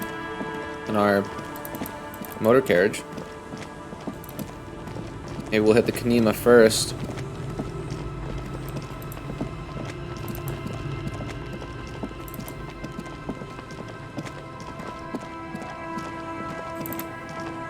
Dude, this tribunal is gonna be fucked up, huh?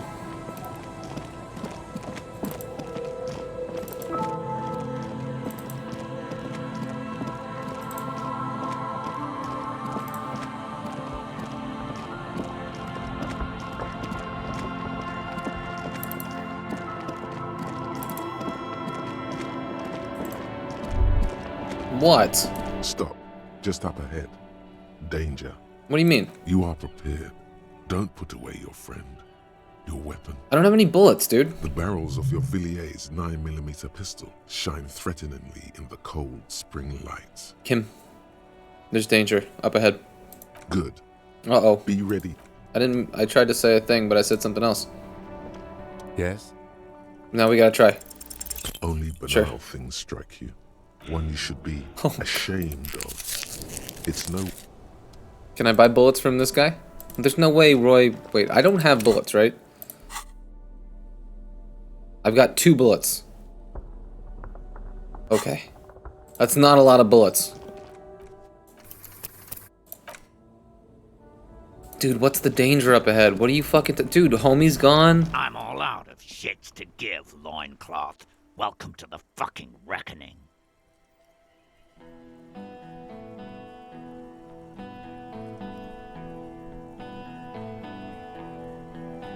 So this is the guy that was shouting up at the rally. This wouldn't be Clausio, right? Look at that ass armor, dude. Look at them cheeks. I'm in full armor. Dude, I should be in my armor. Put your damn gun down. People are gonna get hurt. We need to talk this through. All right? Shut up. You're not gonna talk yourself out of this, loincloth shit fuck. What is happening? This is the mercenary at the gates. His chest rises and falls under the ceramic breastplate. His fingers reach for the butt of his sidearm. Kim, what's going on here? This is a misunderstanding. Nothing irreversible has happened yet. You can just return to your unit and forget all about this.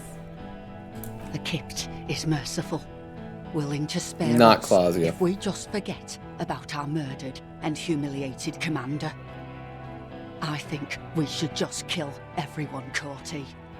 You are all drunk. Come to your senses. You won't gun down 7 people in the middle of the street. This isn't a frontier town or a jungle outpost. Easy, Lizzie. Let me handle it. I know guys like this. I'm sure we can come to a peaceful agreement. Ain't that right, fellas? He is facing overwhelmingly superior firepower, and he knows it. Peaceful. Rude Honklowen? Nest in your abdominal cavity like a little wild mouse. The masked man's words are barely intelligible, but you can hear them. Fuck, she was right. That must be the third mercenary. Dude, we're too close. I guess we're the Poe. We have to intervene in this kind of stuff. Of them all, heavily armed. Oh my god, the dude. lieutenant is genuinely worried for his life. You should consult him before getting in there. We're out of time. This is... The Mercenary Tribunal. Oh my god, here we go. What do we do? My plan is not to get killed, but we have to intervene. The big one is the mercenary at the gates. If this turns into a firefight, we should take him out first. He nods. A sound strategy. Dude, this is so fucked. Dude, I should put on my armor in its entirety. Let's walk away for now. No. We have to step in. Shit! This is not going to end well if we don't.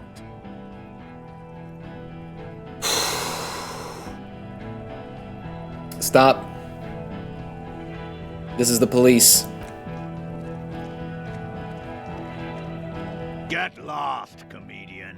You cops had your chance. Now it's fucking time for some justice. He licks his lips, waving his gun at the crowd. Losing his balance for a moment, he staggers backward. He is drunk. Fuck! I can see you're drunk. Ah, yeah. Welcome to the fucking party. You're probably gonna get killed too. I don't give a shit if you're cops. No one is going to kill anyone.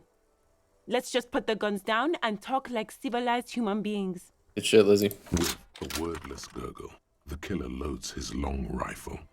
The leader gives a small nod to the helmeted man. Suddenly, the grip of your sidearm feels comforting and warm in your hand. Feels like it's saying, Dude, he's fully armored. I can't shoot anyone. Shoot him in the mouth. Shoot him before he shoots you. No, wait. It's good you have that gun. It really is. Just soften him up first. Present an argument. Even if it comes to a fight, it's always a good idea to drag it out first. Get under his skin. Dude, oh my god. I should be drunk for this. I should be high on nicotine for this. I should be wearing the right clothing. This is the right clothing. What the fuck am I talking about? This is the right clothing. What if he gets under yours? He won't, I'm composure. barely keeping your hand from trembling here. We got this, dude. Peace. Always peace. Easy. It has worked thus far. Not Start with easy. The first idea you have. Not easy. Please. Or with the first idea you have. Move down from that. You brought backup. I'm out of town. Oh yeah, that's rude. Rude. Rude. The Rude, kid, Owen Cloven. He doesn't talk much. Owen Clowen. All of you cunts inside out. They bleeped the fuck word, but not the cunt word? What was that? Rude? Rip you open. The killer? The gunner. The raddest. The killer.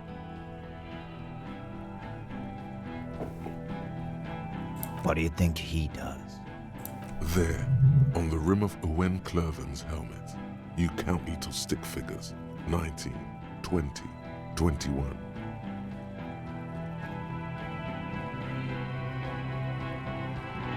Dude, man. I want to be ridiculous here. I'm gonna count the figures first. About 50 little stick figures, all of them black. Pretty good body plus count. 2 little white ones in the end. These men served in Seminine, the native islanders. The 2 little white figures in the end are from when they moved to Revachol. They're recent. Tends to the stables. What are we waiting for? Let's blow that big fucking mouth off his face! Getting under her skin, that's the point. Hold your fire! Wait for my command.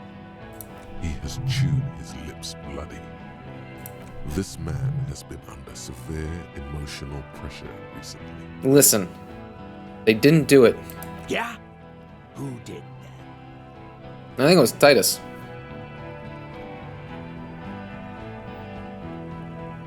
Wait, I just need a little time to figure this out. Time? You had time. Shit, you're right. Fuck around in that church to run errands for your union chief. I saw you. I did all that stuff. You're right. Give me a name. Now! Dude, it's none of these people.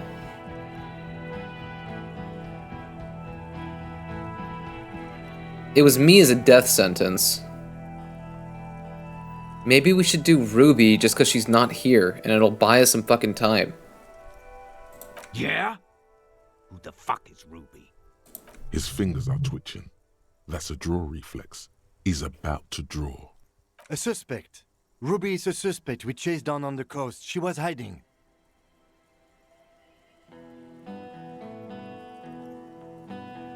Dude, if we bring up La Puta Madre, because it's a bigger fish, maybe he'll believe us. One is funny, though. Dude, she fled. Trapped us and fled. Like killers do. You think I'm fucking stupid? What if I just shot one of your pals here, right now? Huh? Go ahead. Tell me about some other cunt on the coast. Okay, he didn't like it. He didn't like it. Listen, please. This 83 is cop pretty and this good. drumhead court marshal won't decide who. Dude, actually, we can do this. We can do this. We can do this. The Hardy Boys confessed to hanging him, all together. Titus said we took him out back and hanged him. He said it loud, in a public place. Wait. They didn't confess. You're lying. DePaul heard it. He doesn't move the You weapon. heard wrong. Your friend wasn't hanged. He was shot. We found a bullet in his head. The hanging was only a cover-up. Listen. Liars. Where'd you... The shot rings in your ears, a low, tinny ring. Then the Hardy Boys yell something. The young woman stands and looks behind her. The shot has flown over her head. Okay. Of the glass It was a warning shot. It was a warning shot. I missed. The man looks at his revolver and smiles. I know what I heard, Corty. They said they killed him. They said it was a good way to end a Sunday night. That doesn't sound good. You need to change the topic now, or there will be another shot. You're all drunk. Look at yourselves. Yes. So what? Your judgment is impaired. You'll regret this. Nah. I should have said number 2. Number 2 is really good. Fucking government-ordained super soldier. Enough already! What is this? We didn't come here to fucking chat! Good voice actress. And I will execute you on the spot, Lance Corporal. They're not going to give a shit about... Well, no, they're hired by the Wild Pines.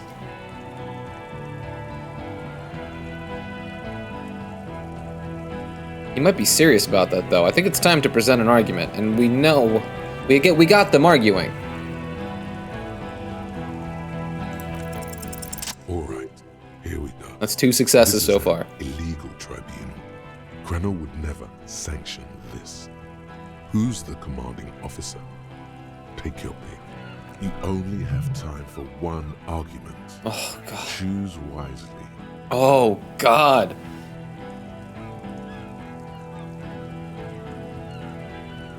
Wait, this was... The rhetoric was...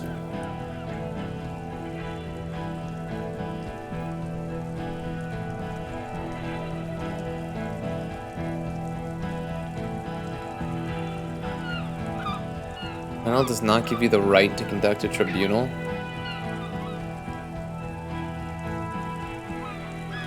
Downwell once? What happened? I don't remember. I don't know what that means at all. Why is A important? Let's go with the Crenell thing. Crenell does not give you the right to conduct a tribunal. Pops, you have no idea about the rights Crenell extends to us. I don't care. It's not okay to kill civilians and local law enforcement officers. That's weak, dude. Okay, what rights are those then? If I fuck and kill you, hang you to that streetlight by your shit pipes, then that's called a necessary display of force. No one's going to give a shit about dead loincloths. That's reality. Okay, it's not much, but he's thinking about something else, and his hand is off the gun. This did something. Had blue eyes, dude.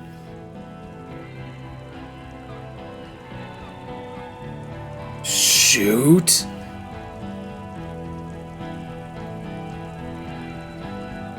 There's 2 other killers here, dude.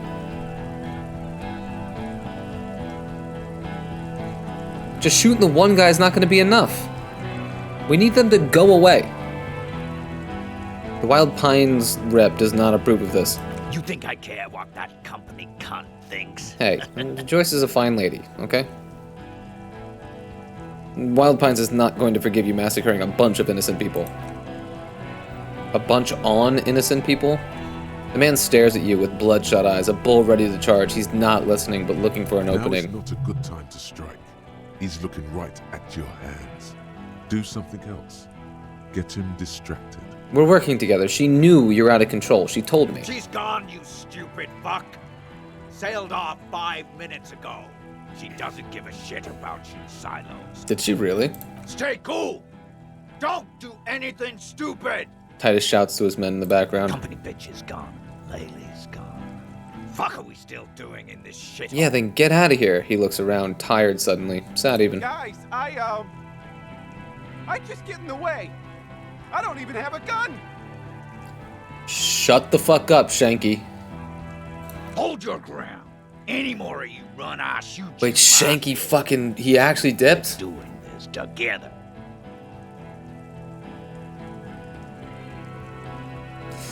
Oh my god. Let's see, dude. Let's see. Here we go. Talk about the hangman. Of course. No! Fuck! Fuck! Talk about his dead friend. Damn it. He seems stable enough to take it. He doesn't seem stable at all. Even better, it will further destabilize him. Oh my god, dude. He's gonna shoot somebody for this. I feel like I got to know your dead friend during our investigation. Don't fucking talk to me about my brother. Oh, that was bad, dudes. He squeezes the words out from behind clamped lips, his hand on the pistol. Okay, yes. Immediate failure. Things are worse now. He's observing your every motion carefully. Distracted by memories, though. The fuck? Where's Clausia? She can explain this. Who the fuck is that? Glacia, the woman upstairs. Where is she? She left.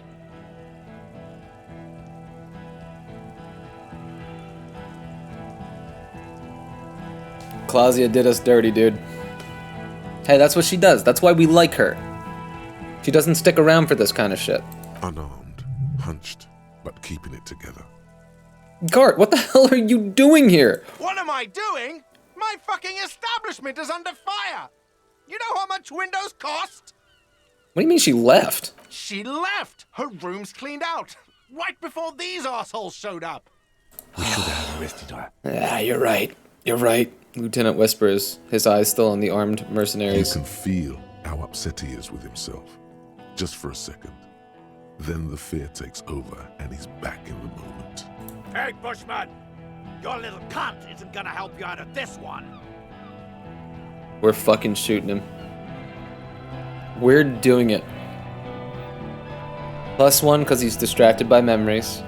+1 because we got them arguing. +1 because we discussed his dead friend, even though we failed to check.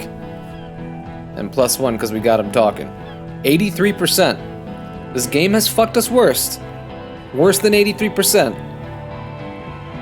But I'm feeling good about it. Here we go. Here we fucking go, baby. Here we fucking go.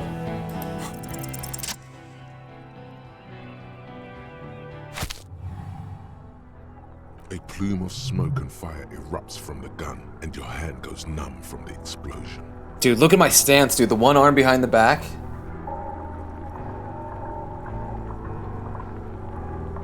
Cool as shit, dude. Cool as shit. Why am I out of health and morale? Look through the smoke rising from the barrel. The smoke drifts west with the wind. You hear the plaza erupt in violence, slow, like a waterfall in reverse. Look at Court in there. There's a hole in his cheek. Blood gushes out as he stumbles backward. Eyes filled with rage and disbelief, gurgling, muttering something unintelligible. His lips, moving, swollen with fear, are trying to say, shoot him, but he can't.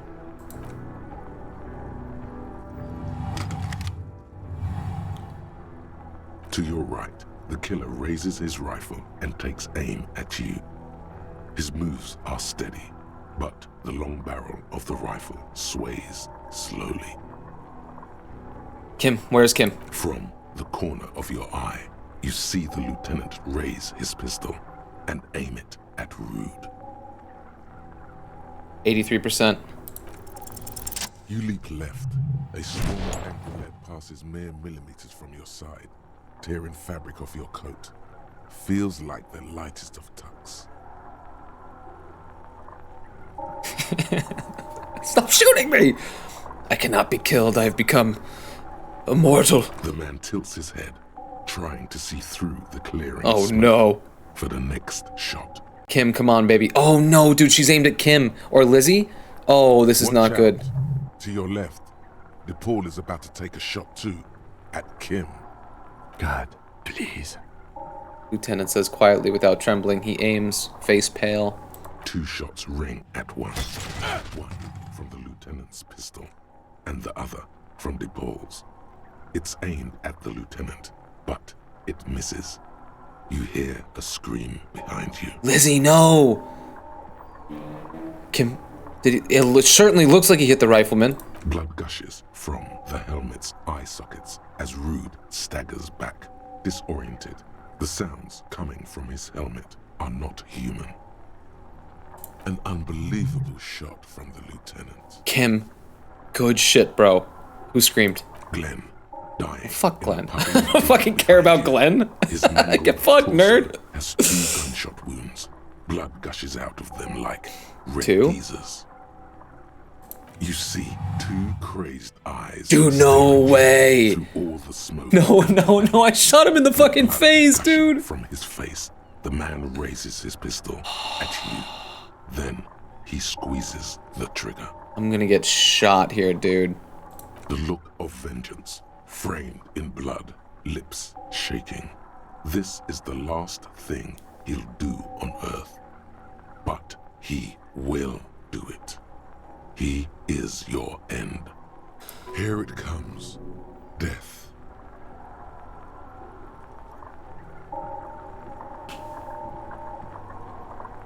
What do I do? I have to try. What, I die now?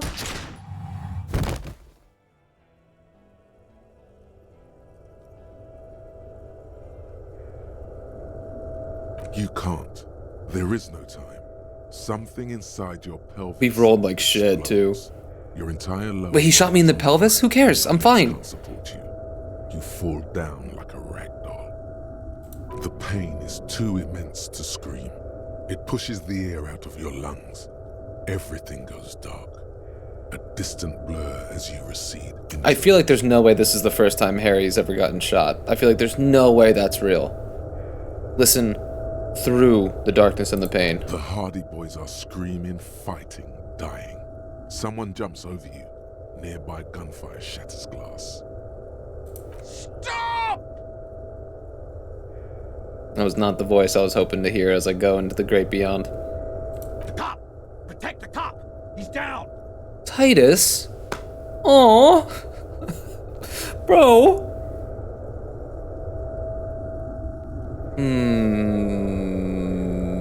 I hope you're talking about me. Kim better be fine. This is just gonna hurt like fuck. Feels slick and warm with blood. The pain is too strong to know what has happened there. Even clutching to your consciousness takes everything you got. What parts of me are missing? Most of what's down there. Oh, God. It's all gone. Open your eyes now. You have to see what's happening. Try to open your eyes. What do I see? Nothing. A persisting darkness. Dancing lights of pain. Distant shadows cast by them. Like a hellish play. You're bleeding out. Dude, Kim's okay. Kim's okay.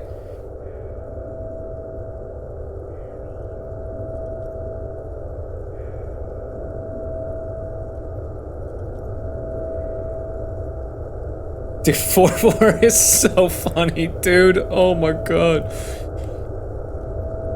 Kim.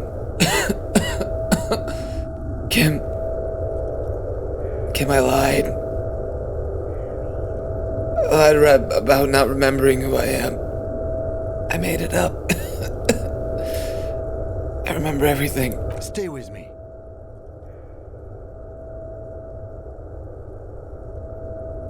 Everyone knows I made it up. I'm just a drunk, a stupid, dead drunk. Yes, keep talking. You hear me?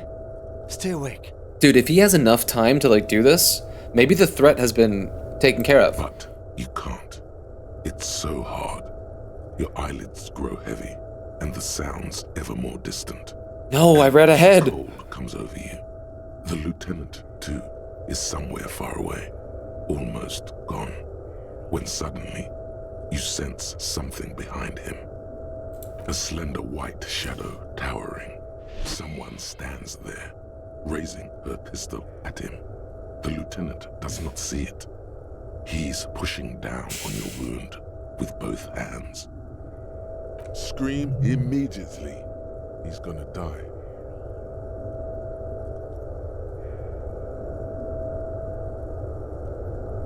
No! Kim! No, you say, and hand out your firearm to him. Your hand trembles, and your eyes are full of fear. That's all it takes. There is no room for hesitation. The lieutenant moves like a spring unloaded. He grabs That's the my gun Kim, dude. from your bloody hand and fires behind him. You hear a faint scream, a woman's. Then the sound disappears, like someone pressed stop on the tape. The woman is gone. So is Kim. Then the whole world. Fall into total darkness. This is death. One more door, baby. One more door. Will I be a ghost now? Brother, you already were a ghost. Up there, screaming along with all of them, scaring each other, haunting each other. It's the living who are ghosts. The dead are silent. They don't rattle windows or write letters in blood. The living do. Leave them behind. Rest. Good. I wanna die. Of course. I know you do. Everybody leaves when they get the chance. Go on, keep falling. Deeper. Take the door. He's not taking it. His body is not taking it. Oh, God, no. He's not disintegrating. He's swelling up instead. Over the hours. Hurting. Moaning in his sleep. And rotting. And being disinfected. And smelling of drugs. And feeling saliva in his mouth. Drifting in painkillers. Thrashing. In his wound sleep. He can't go. Not before the case is solved. There is a radio in the distance. A radio of the world. Playing sounds. Good morning, Elysium. Soon we will return to the world. Hours turn to days. Soon we will get up again and go through it again. Finally, we know what the infernal engine was outside. The clarion call. The engine of a caprice Kanema. No, it was him. He is the infernal engine. Can't you see? He never stops. He only gets worse.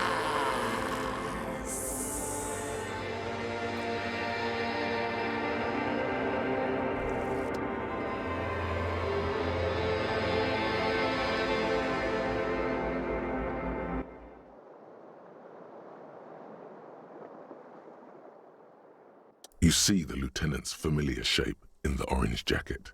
It turns double, then triple, from the pain. Kib? Sunrise, Parabellum. Lieutenant says. He's in the middle of a freshly cleaned room with the fan above his head like a halo. His face is covered in bruises. Ouch. It's not ouch time yet. You just got the Dramamine pill an hour ago. Wait until it wears off. Dramamine? Then it's not that bad. Neither surgical nor organ damage bad, but still under the counter bad. The room. It's clean. Mr. Gart cleaned it. It took him an entire day. How long have I been out? 2 days, in and out. You've been up enough to take Dramamine and curse. And drink water. What did you say? Sunrise? Sunrise Parabellum. Sunrise, prepare for war. It's an old revolutionary saying. Isn't that written on your... My gun. It's engraved on it. It served you well.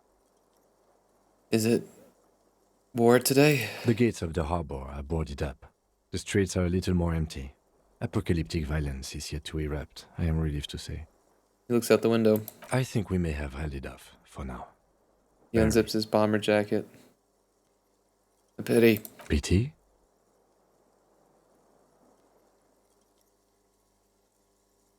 This is the end, and I am its trumpeter, Kim. The quicker we get it done, the better.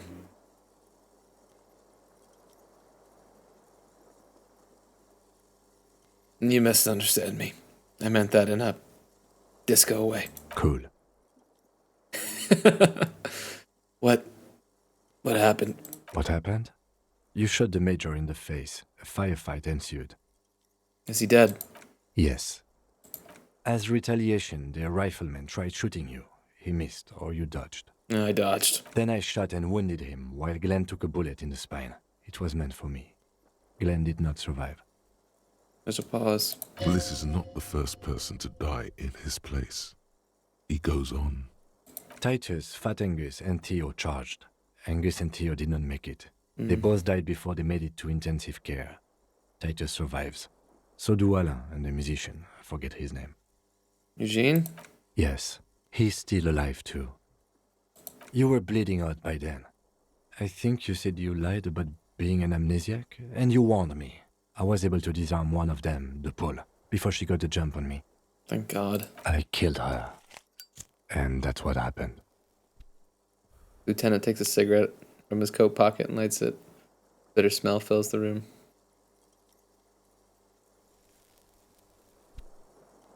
But you only smoked one a day. This is the one. Yeah. And they're all dead? All three of the Contractors? The Pole was the last to die. Everard had their bodies returned to Connell for a funeral. The company is yet to retaliate. Why? Because we deterred them? Or Joyce did?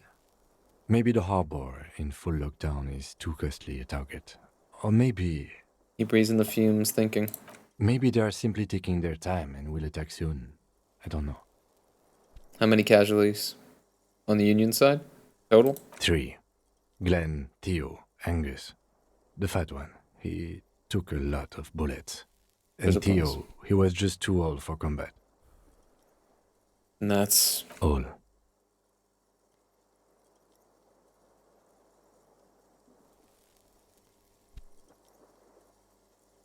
It's a total shit show, Kim.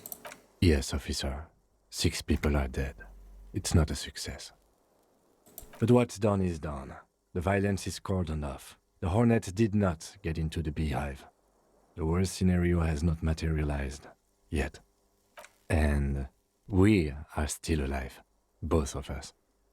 He did not expect you both to survive once you stepped between those two armies. His smoking, his hunched back. You have it worse, but he took a real beating. That cigarette has medicinal purposes. How bad am I hurt? Reasonably bad. You were shot in the left quadriceps. That's your thigh. The outer side, thankfully, no major arteries were nicked. The bullet was removed and a bacterial infection treated with mercurochrome. Can I walk? We will see. You won't be able to dance much, that's for sure. You should be able to live with limping around, though. Has anyone from my station been to see me? No. Good. I don't need them. I called your station after the fight. The injury was logged in. They told me they've sent officers to join you on the site. Odd. You haven't seen any, have you? I'm sure they're worried about you. What about the psychopaths downstairs? That means he hasn't seen them around while you were out. They're not really worried about you. If they were, wouldn't they be here? They're so worried about me. Where are they? I don't know. He may have some idea, but he's not gonna get into it with you. Not my station, then who treated me? I did. I didn't know you could do that. It's part of a detective's task chain. You can do it too. Actually, you can. You can even remove a fractured bullet, it seems. You hurt? Not very. I have a concussion from that woman beating me with the butt of her gun. I tried to not move too much. Things would be worse if you didn't warn me. Thank you. I did not see her coming. Stupid of me. Okay.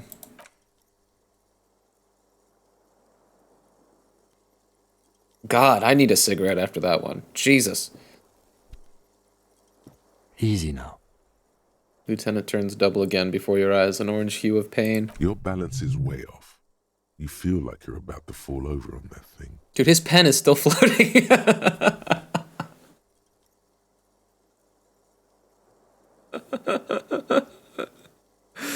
Oh my god, he's really mastered his technique in the past 2 days. How are you?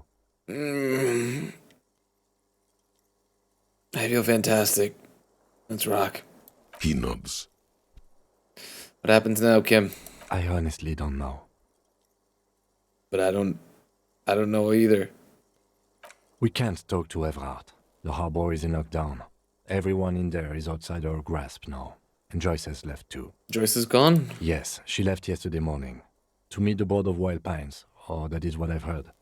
There's a pin somewhere in the machine that keeps Connell from sending in a death squad. He looks out the window. Maybe it's her. Maybe she kept her hand. Either way, Ruby's gone. And Clasia too. We really should have arrested her, you know? Who did it then, Kim? Who killed the hangman? I don't know. I think the dangerous theory you presented on Clasia, or whatever her name is, was wrong. We have not found a motive or a weapon for her. Honestly, I think our investigation has not produced a single credible suspect. His voice is calm, matter-of-factly. The fucking Maybells, Kim, the flowers.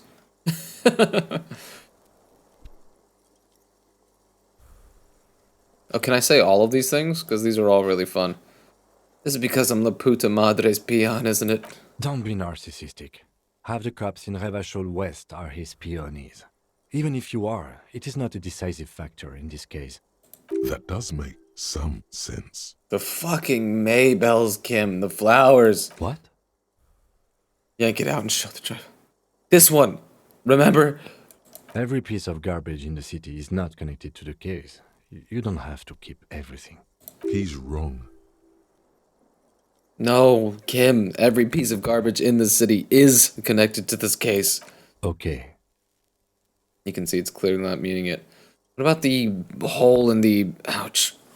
Wall? Someone was checking her out. I don't know. That's been there for years. The goddamn footprints. Yes. God curse the footprints. Not solving the case for us. Au diable.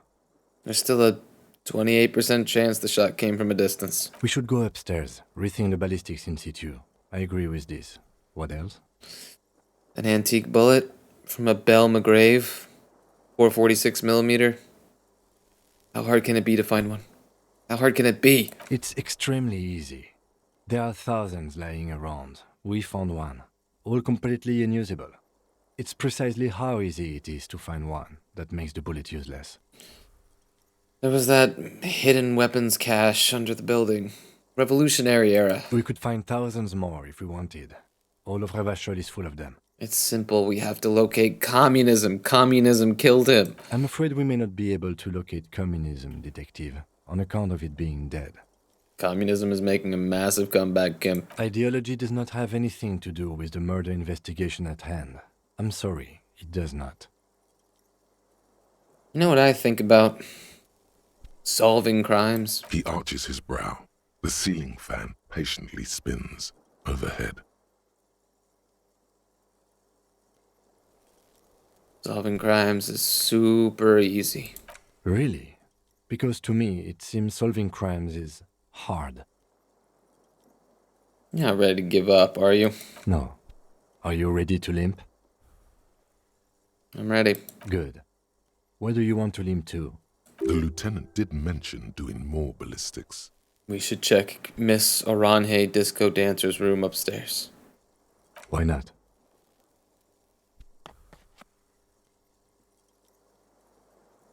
Another look at the window, perhaps? The one he was shot through. I don't know. I can't think of anything better. Holy fuck. Kim survived. Kim fucking survived, yo. The stereo A player has been reunited with its right speaker.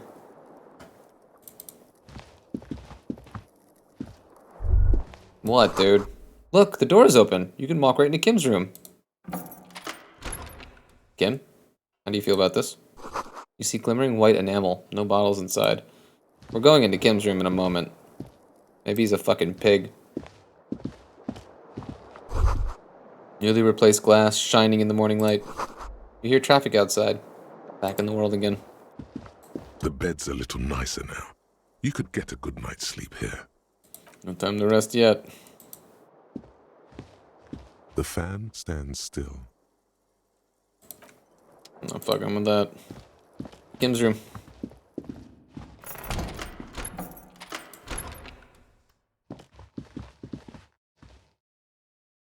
Bro, your room sucks.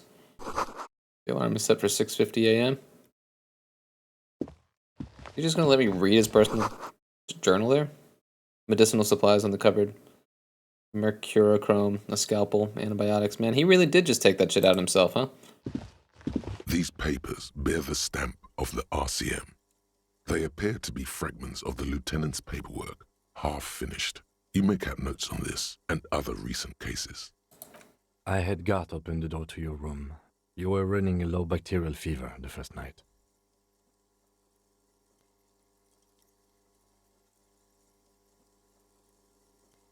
I saw apocalyptic visions of the darkness behind darkness. Behind darkness. Behind darkness. I get it. Let's go. Oh my god, Kitsuragi is the best of us. I get it, dude. Just fucking shut up. I get it. Well, look at me still running and shit.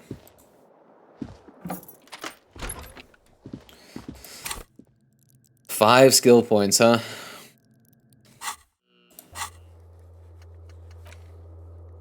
Sunday. Go to her room, search it once more. Upstairs, in the bedroom, the window. Perhaps it will yield something. Who knows, dude? Who fucking knows? What? Ouch, that leg hurts. Maybe if you don't run, it'll be okay. This game would fuck me if I run too much. Looks like she left something on the table. What? Next to the stack of bills, you see a note. A few lines jotted down in large, uneven handwriting, just as the writer was about to rush out the door. I'm sorry, I fucked everyone over. P.S. I didn't kill him. P.P.S. Gift upstairs. A gift? Lieutenant turns to the staircase suspiciously, looking for any signs of another presence in the shadows above. What could this gift be? I am not drawing my gun. Yet. But I don't like gifts. He says he's not, but his hand moves instinctively toward his holster as he studies the note. Seems she left in a hurry. It's hardly surprising. You look at her rough, jagged handwriting on the note. She was in a rush, but not panicked. Deliberate. Focused. We're the first person to find this note. If she took all the drugs. Made around 4 months of payments for this room. Okay, we knew that. The medicine cabinet is empty. Not even a toothbrush. She really cleaned this out. Mm-hmm. She certainly had her priorities straight when she was packing. Would have done the same. Kim, thanks for not putting pants on me throughout those 2 days. You know how I like to roll. Woohoo! A red thread made of nylon. What? You did this, girl? Is this the trajectory that she came up with? This is pretty wild of her.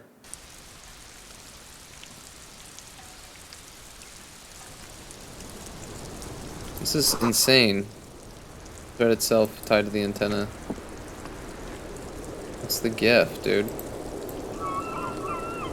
Dude, his fucking pen. How insane is that?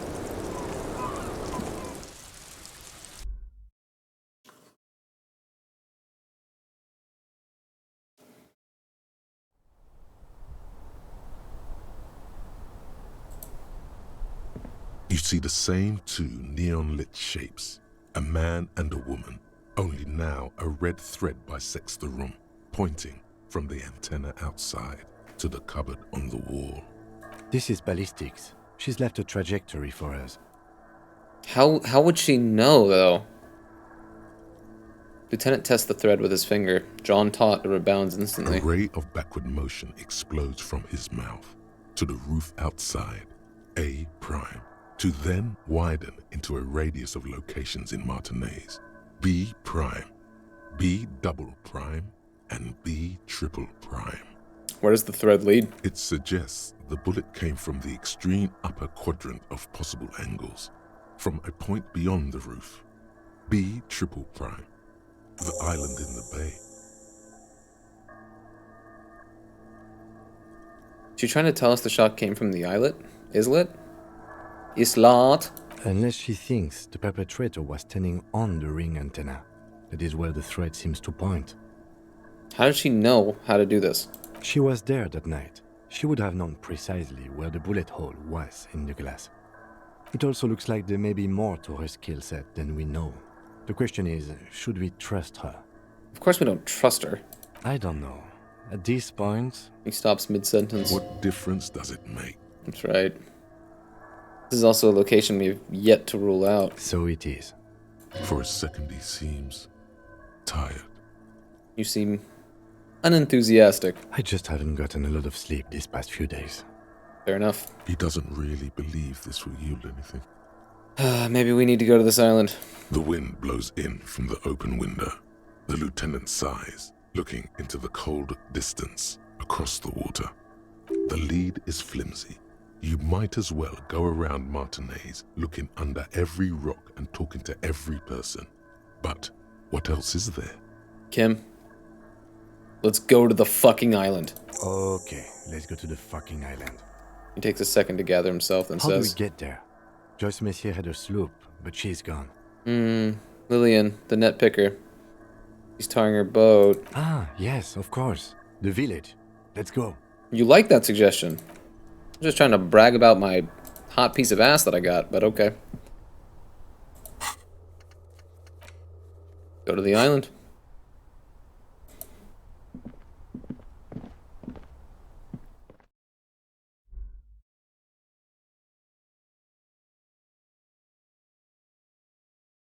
Man, really struck right now. But just how brilliant this game is.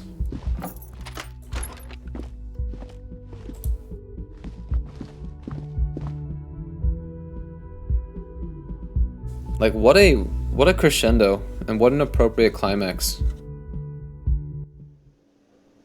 Unless there's a bigger climax to come. Of course we have to talk to everyone. Of course we do. Guard. Oh, you're up. It's good to see you back on your feet. Did you like your room? I cleaned it for you. Man. Could've used more work. After all, I just took a bullet for this place. Really cool, man. Yeah. Entitlement. Everybody likes that. Everybody likes an entitled person who doesn't know how to say thank you. You know, I was about to congratulate you on your great aim, but seeing as you're already so special, I'm not going to. Someone has to be pedagogical around here. Fair enough. Also, you and your partner are staying here free now. I'm not gonna let you ruin it for him. This establishment supports cops. Even cops like you. He thinks it weak to renege on the courtesy he already decided to pay you.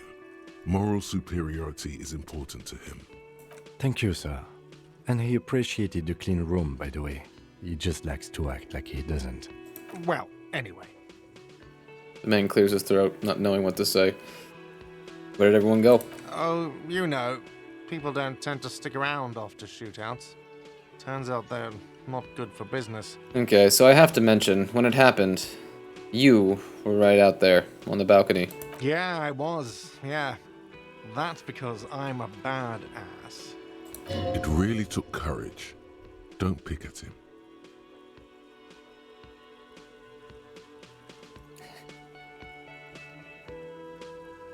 If you say it as two different words like that, it sounds like there's something wrong with your ass. Yeah, well, fuck you too then. You have any more questions or stylistic pronunciation advice? He's not too offended.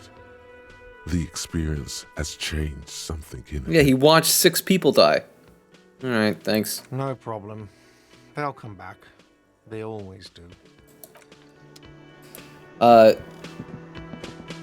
Character change, man. Like, that just felt different in all the right ways. Stop running, Johnny. Hi again, You see that gendarme. shit? Bye-bye, Yeah. gendarme. Okay. Let's see if this guy's still talking about money after all that. Lena's not here. Lena, the cryptozoologist Morel's wife. It's all about money, you know? Some people don't change. Bro. Seeing you approach, the bruised man raises his bear in welcome. Crazy motherfucker. Didn't think you had that fury in you. But I guess I've misjudged a lot of people lately. That was one hell of a shot. Hell of a shot. The fucks did not expect that. He looks at you with unmistakable respect. I guess what I'm trying to say here is, thank you for intervening, fellas. That was mighty brave of you. He extends his hand. This is big.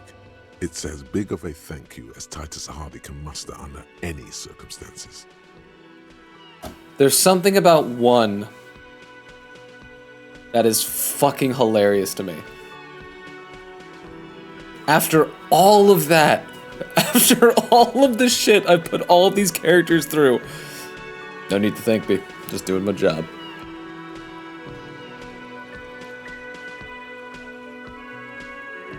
I'm gonna say it.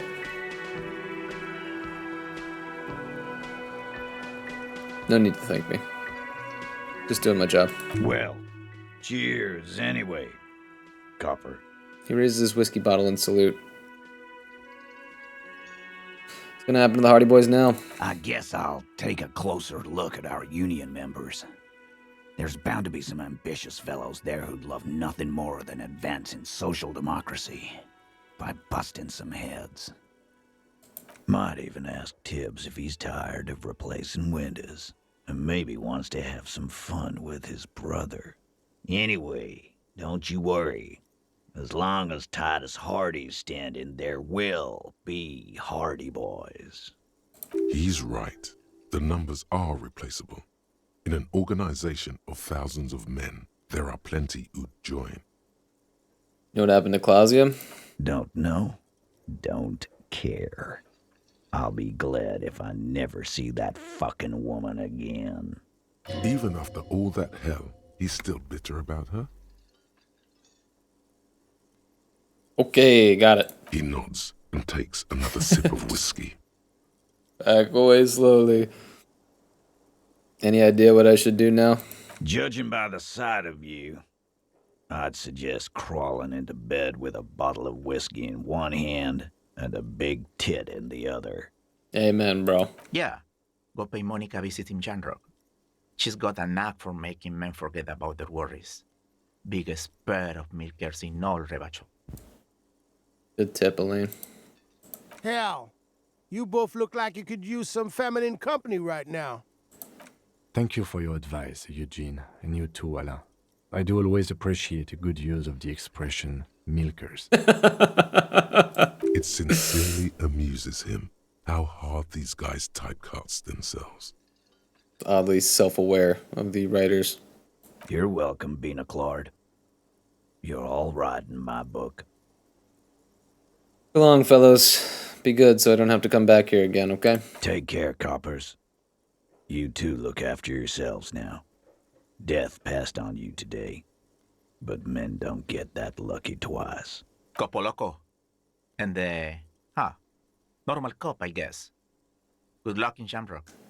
Scars made the best tattoos, they say. Thanks for getting involved, guys.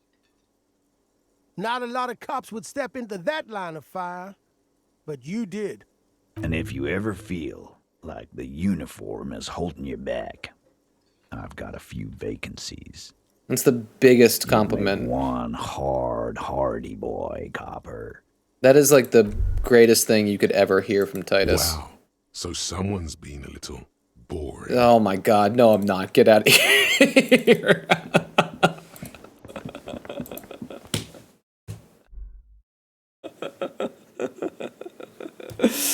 After all of that, the most exciting shit ever, the brain still chimes in. So, whoa. Un jour je serai de retour d'eto. It's written in blood.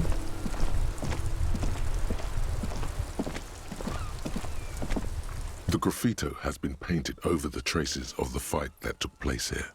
It smells of blood and heavy fuel oil. This was Cindy the Skull. Looks like Cindy the Skull finally found the words for her masterpiece. The lieutenant crouches, touching the fuel oil with his finger. Looks like it, yes. This is still fresh. I It wasn't here yesterday. I smell heavy fuel oil. And blood. Some of it is even yours. Heavy fuel oil. Isn't that flammable?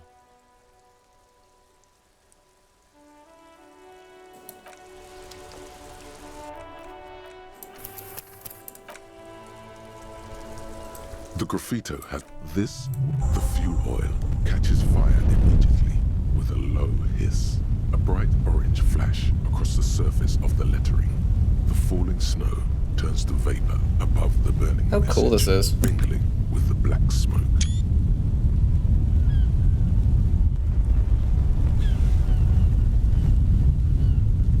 What's the right delivery for the second line? Is it solemn or is it like, "You've been policed, Martinez"?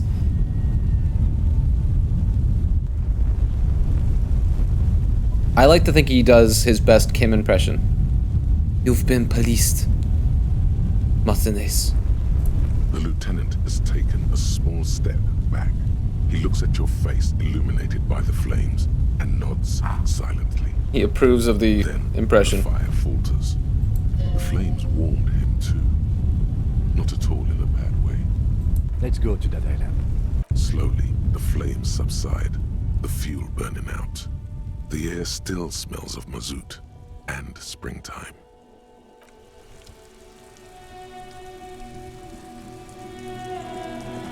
Not the mailbox. You got anything fun? Yellow mailbox greets you with its graffito, bullet holes, and an RCM sticker.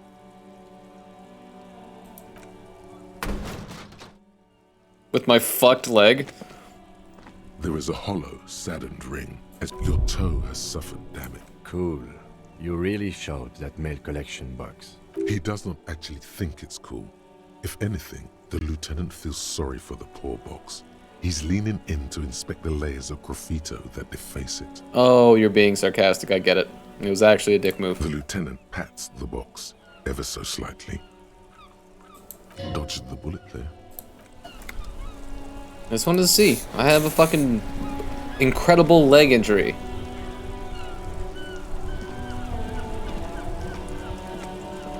Let's just see if other people are gonna have comments about shit. Whoa. You set it on fire.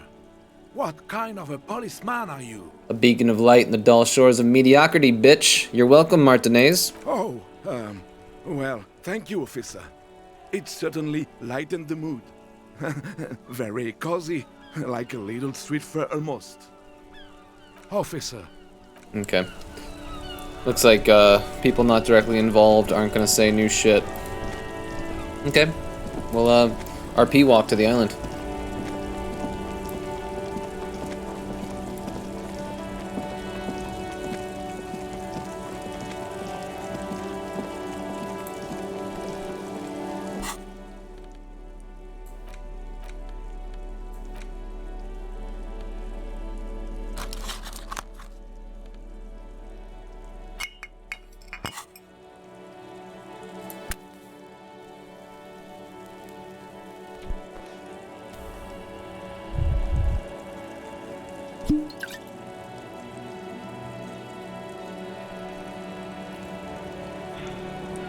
It's been a long week.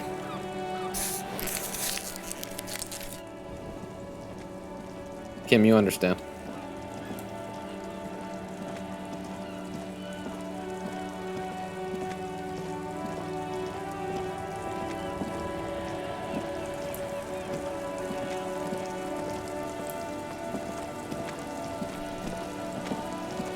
I wonder if they tried during development to give him like a limping walk animation. Like they didn't have time, or is he limping? Is he trying to hide it or something? Hard to tell.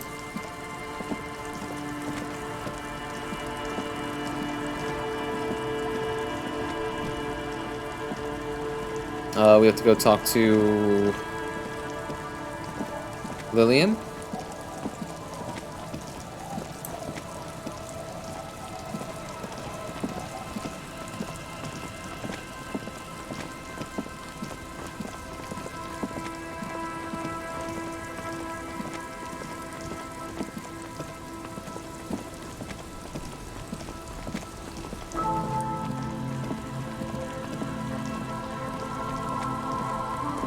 Dude.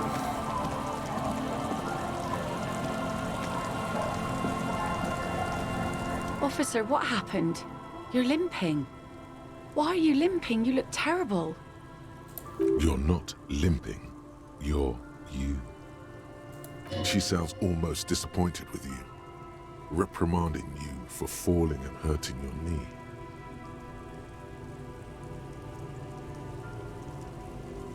You seem angry. Why? Look at you. You can barely walk. I'm a cop. I don't merely exist in this world. I live in between life and death. Everyone does that, in a way. You don't have to get shot for that. She waves her hand dismissively. What happened to you anyway? We heard gunshots from the town. They were closer than usual. There was an exchange of fire on Rue de Saint-Guylaine. It's nothing to be worried about, madame. You didn't only get shot. I dodged the second shot. I can also get not shot. Well, good for you. She smiles. You should see the other guys. 2 dead, 1 in the hospital. So you're a killer. That's good, I guess. Better than being dead. Scoff in a masculine manner. She just looks at you. Her tea-length skirt flapping in the wind. Got a question for you. Of course. Can I help you with something? Yeah, we need to get to that island. That won't be a problem. It's wind still and the tar just dried. We've got 2 days of relative sunshine ahead. 2 days of sunshine? I just got a bacterial infection. I'm sad to hear that. Take care of that with ether, will you? Don't get too many RCM men round here. We sad to lose the first one. That's cool. You boasting your bacterial infection like that. I thought so. Can we borrow your boat? If you promise to bring it back, and no scraping. No, the we hull, kind of need you to just pilot do it. Nice and yellow, and no drinking on the boat. Whoops. And no joyriding either. Of course, ma'am. It's only for a day or two. Official police business. Aye. What if I want to rock? See, that makes me not want to lend you my skiff. On a boat, rocking leads to capsizing. That there is an absolutely 100% rock-free skiff. You got that? She's really good at being firm in her ideas, but not coming off like bitchy or rude or anything. She's just good at saying it like it is. The cat's off to the actress for interpreting this role this way. It's great. What's on that island? Nothing. Just ruins. Used to be some kind of fortification there before the war. For the communards. An anti-aircraft gun, I think. Bombed to bits in the landing. I haven't been there myself, always steered clear of it. Hasn't been there herself. Who has then? Wait, you said you haven't been there yourself. Who has then, if not you? My husband used to drink there. Oh, always bringing up your And his exes. drinking buddies. Always seemed like a bad place to drink to me. People died there during the landing, you know. My mother told me. This must be one of the many fortifications that was used in the dying days of the revolution against coalition forces before they took this city. The kids sometimes go there too. I know they do, on rafts. I tell them not to, but they bring back old bullet casings and such. Which kids? The twins.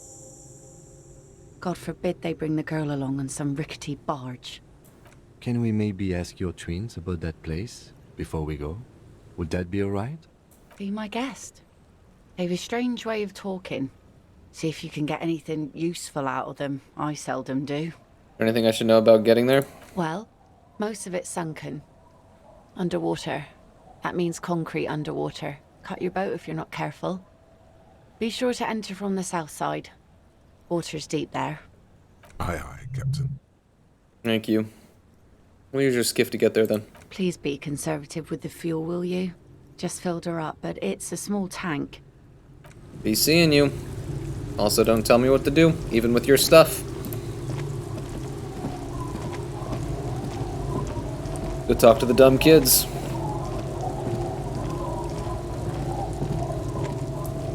Hey, dumb kids.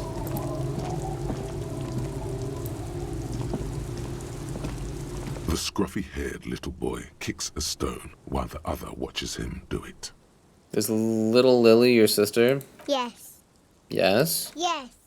That's it? You're being laconic about it. It doesn't look like he knows what that means. You must be Lillian's twins. Mm-hmm. Lily's our mum. Dude, cutest voice actor ever. Okay, kids. You've been to that island, right? On that island? No, some other island. Of course that one. Okay. I need you to tell me what you know about it. What's on the island? That's, nothing. Oh. It's just a seafort and some plants. You can take a raft there. It's great. Like, little do I know, that's like a 75-year-old woman. Oh my god, that's why I normally look at the actual voice actor if I don't recognize them after the experience. And we make a fire. We make a You kids know how to make a fucking fire? Mm-hmm. Gather the sticks for the fire. And bullets. Or not real bullets, empty bullets. Bullet shells. There are a lot of them left over from the war. But this could be important. Wait, you mean shells? I don't know what those are. What then? They're lights. The fire guy comes and asks us to put the fire out. There's a person there? Your nerve endings sting from the mention of a guy. They must mean a human being on that island, but it's cut off. Wait, someone lives on the island? No. The boy answers, shaking his head vehemently. Yes. His brother looks at him, then at you. Let's go with yes. Lieutenant raises his eyebrow and whips out his notebook. Why is he the fire guy? Because The boy pauses to think. he asks to put the fire out. The other explains. Why does he ask you to put the fire out? I don't know. He doesn't like it. He don't like people to be there. You shouldn't go. Yes. The other one adds laconically. What's up with laconic and those kids? Standing with his hands glued to his sides like a tiny little tin soldier. Because he doesn't want to be found. Smoke traces. I mean, you mentioned something about lights. I don't know. These kids you are mean fucking there moronic. are electrical lights? He points to the streetlight. Yes. The boy looks at his toes. Is there anything else you can tell me about this guy? Age? Does he live there? No, he doesn't live there. I don't think. No, he lives there. Oh my god. 2 times. These kids are fucking idiots. He doesn't live there. He isn't there sometimes. Anything else? What does this guy look like? I don't know. How come? We ran. He just yelled we shouldn't be there. Your father used to go to that island too, didn't he? Our father killed himself. Dark. Don't say that, he didn't. His brother punches him. The boy's eyes well up like he's about to start crying. Dull pain flashes through your mind. Nah, he killed himself, alright. Shut up.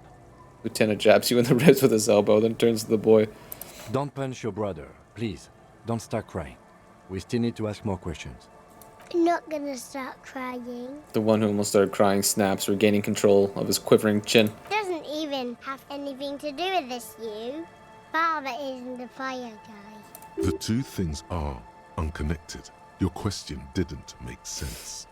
Is that all you know? Is there anything more you can tell me about the island?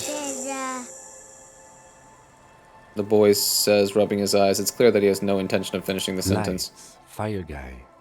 We should check up on that island. Bye, kids. Take care. Go to the island. All right.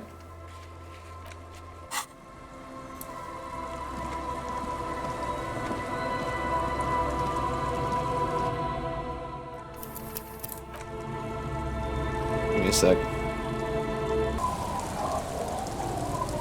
To the island. Don't run, don't run. You're gonna hurt yourself, bro. RP walking.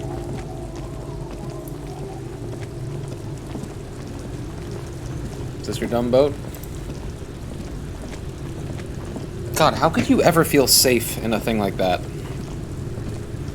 A skiff with a small steering engine in the back floats on the calm mirror of the sea. Its 2 seats are empty. Kim, it's perfect. For your butt, my butt. Once you get in, that's it. One pull of the starter handle, and you're off into the bay. A strange trepidation comes over you. Are you sure you want to go now? Have you made all the necessary preparations? Closed all your accounts? Is this video game garbage? Remember what the net picker said. It's a small tank. You won't be going back and forth on this. Wait, what are you talking? We're gonna... You take the engine, Kim. I'll hold the boombox. What? What? How else do we blast sad FM on our way to the island? You heard me. Don't make me repeat myself. Fine. Why not? Very cool. Now tune it to Sad FM. You know you want to. Sad FM is a radio station specializing in sad, slow rock songs. You seem to know its frequency by heart. Get in. Ride to the island.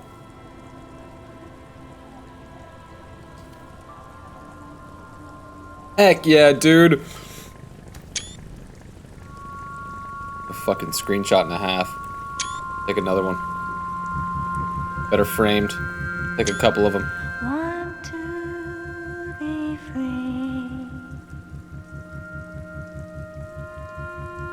Want to be free.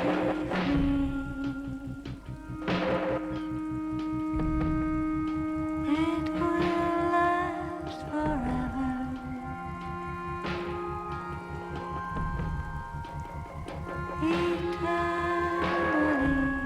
Hmm. Want to be free. Want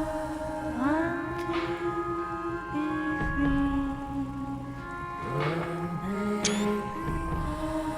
It will last forever.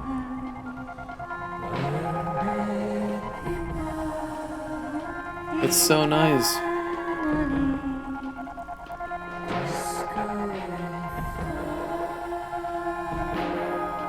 Disco Inferno.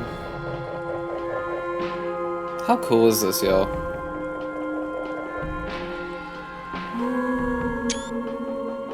That's a wallpaper right there. Take another one when we get the full church in frame.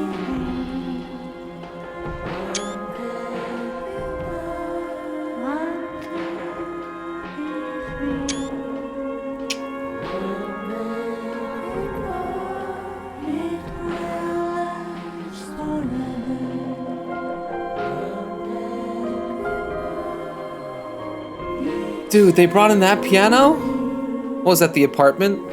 No.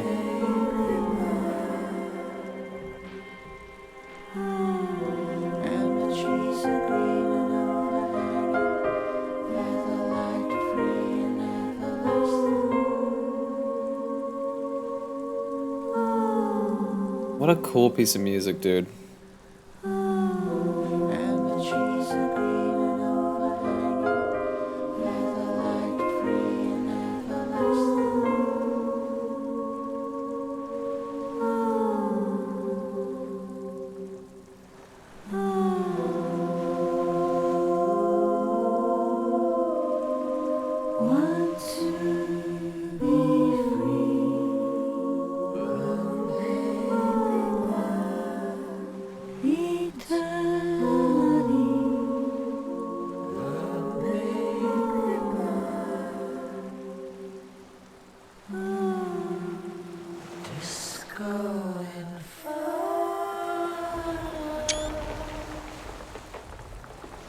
What a piece of music. Comes to a slow stop.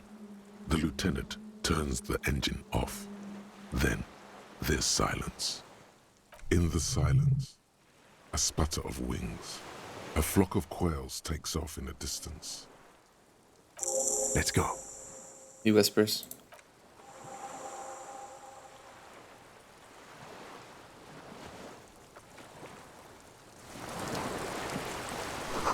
A makeshift bridge, the bombs were powerful enough to break the foundation.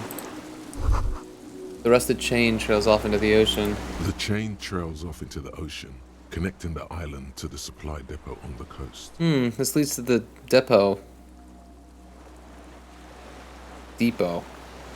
In Land's End. Ah, yes, so it seems. What do you think it was used for? For bringing munitions to the island, maybe? And supplies? You could also lock the bay when you raise the chain. As a defensive measure, lock it off that side of the bay. Lock it from whom? From enemies. Enemies of the commune of Revachol. This sea fort was a revolutionary fortification, I believe. Finished thought.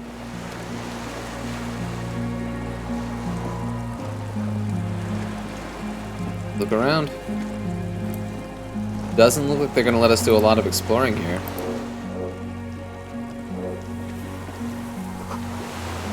These tires are falling apart. They're at least 50 years old. Yeah.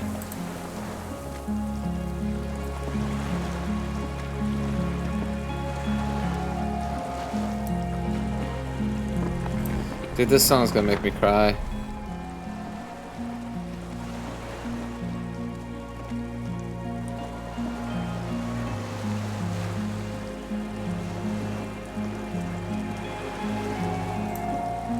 Oh.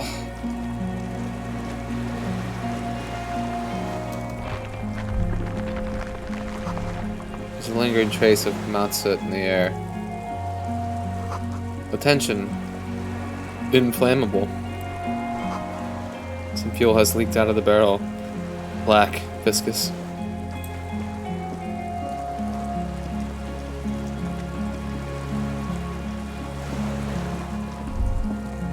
The dry grass crackles under your feet as you stop.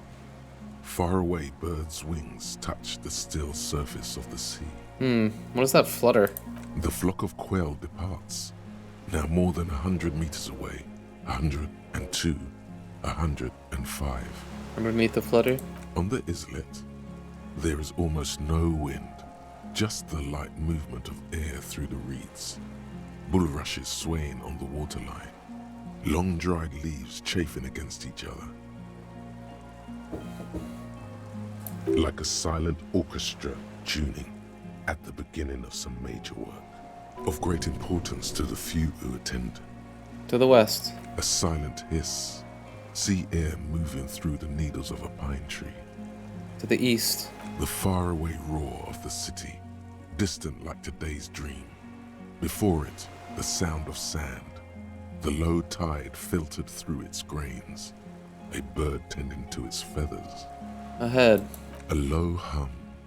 The air slowly moves through a concrete box, through its ancient slits and cracks, resonating, hollow. A big building. Beyond that, further north. Air flows out of a pillbox window. There is very little there. The air cossets flowers on a meadow. Absolute silence. Reeds motionless. Bulrushes motionless. Below the silence? A jitter. A sound impatient to happen, but not yet in this world. Kim. Yes? It's really fucking silent on this island. It is. Is that why we are stopping? Wait. I have to listen to one more thing. The lieutenant nods in silence. Nope, I was just joking. Opening your eyes.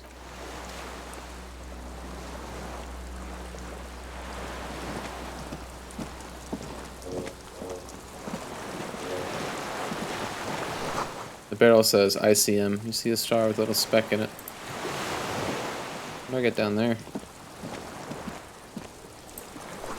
No way to get up there. Stairs are gone. Can't go this way. Alright, we gotta go in.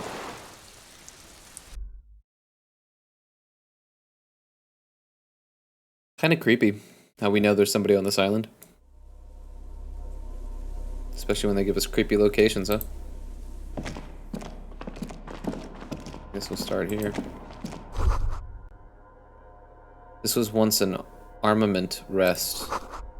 When cannons were attached to your medium distance, large caliber. Careful, these stairs have collapsed. Don't tell me what to do. An old cylindrical generator is nested above the ammo lift, with makeshift electrical wiring running out of its side and across the floor. The cables disappear into the wall to your right.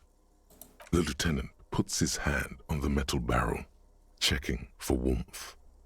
It's cold now, but someone has been maintaining it. The wiring has been repaired. Pour fuel into the tank? The lieutenant assists you, holding the canister up to the fuel tank. Is that why I've been holding on to that shit the whole fucking time? Brown, viscous fluid pours out, and the room fills with a chemical smell. There's a red starter switch on the side of the cylinder and a start rope on the other side. The lieutenant flicks the switch. Pull the rope. The recoil start wakes the old generator up. The machine sputters like an old warhorse before settling down to a rattle. That should do it. Where do these wires lead? Downstairs, somewhere? Tap on the side. The tank is far from full, but there should be enough inside to keep it going for a day. Cool. Oh, someone definitely chills here, though, huh? Books, mostly fantastique and historical fiction. Dishes stained with sauce and fire. A survivor's kitchen. You see candles planted on a broken rangefinder. A moth-bitten bedsheet keeps the wind out. Books and magazines lie scattered on the floor and on a makeshift cupboard. They are not particularly well organized. Sift through them. Most are soft covers, serialized fantastique and detective stories from the 20s and 30s. This disparate digest includes the classic Animal Adventures, popular depictions of man versus nature by amateur naturalists T&T Harpin, husband and wife, widely read by people from all walks of life. Who doesn't like nature? Who doesn't want to survive?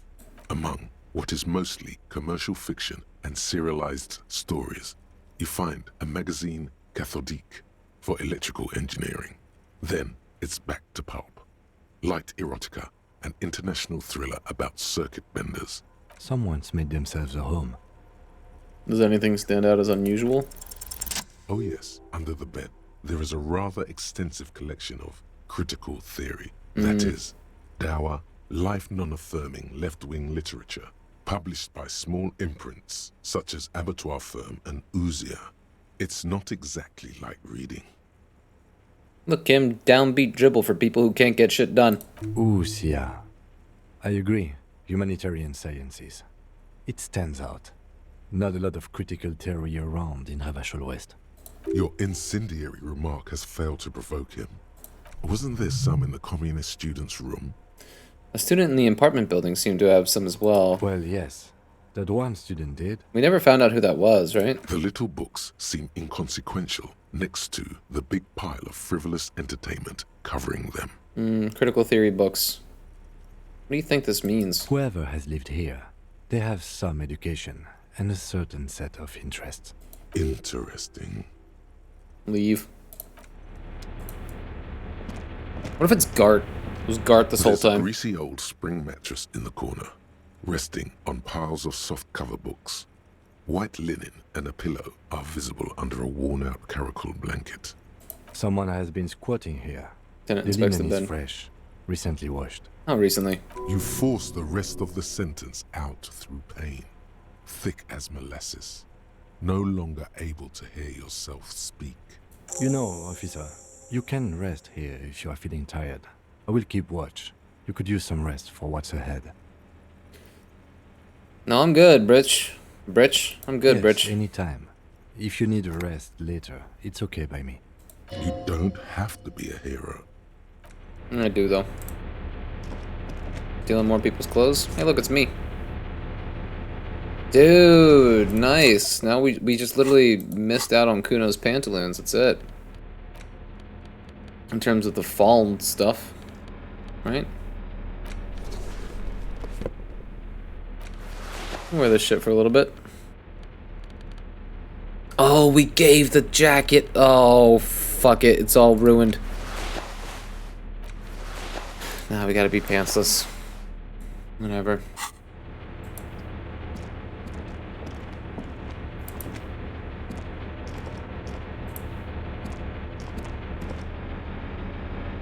Taking those stairs okay for having been shot in the leg 2 days ago. Nice. You see a small metal door nested inside a larger one. A heavy steel blast door. There is a conventional keyhole above the handle. It's very small. What's on the other side? Another part of the island, probably. The lock looks like it could still be usable. Oh, we open this. Maybe this is one of the doors we don't open? He looks at the door, then at its bigger brother, then at the lock. He's right. It would be better to open its big brother. A powerful engine hangs under the ceiling. It must control the blast door. You're right. We open the big one. Do you see any controls anywhere? I think there's a console just southeast. Let's look around. Getting the blast door open seems like the best plan. It was very unlike me. I should have said something wackier. First one's on the list, though. They always trip me up, you know?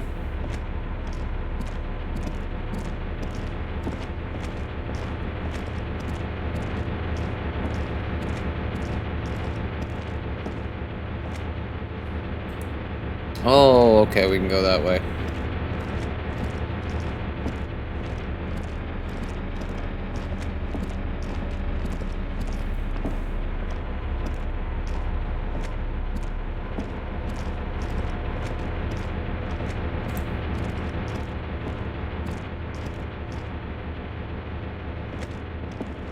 Green paint flecks off the monoblock aluminium cabinet. There are rows of switches on the front panel, a frequency band, and even a keyboard. Run your fingers across the keyboard. The keys rattle like teeth. This keyboard hasn't been functional in decades. What is this then? The console of an anti-computation device. The generator upstairs, with wires coming out. They terminate here. Could this open the blast door? I think, yes. Let's see. Push light That interior. one, the emergency open. The lighting in the room turns on with a sizzle, a dim ambient orange. Slide radio dial. The dial slides under the glass, dark and silent. Restoring electric power has not breathed life into it. Emergency open. The glass door opens with a series of clicks. A shaft of light appears, then widens as the light shines in. Nice.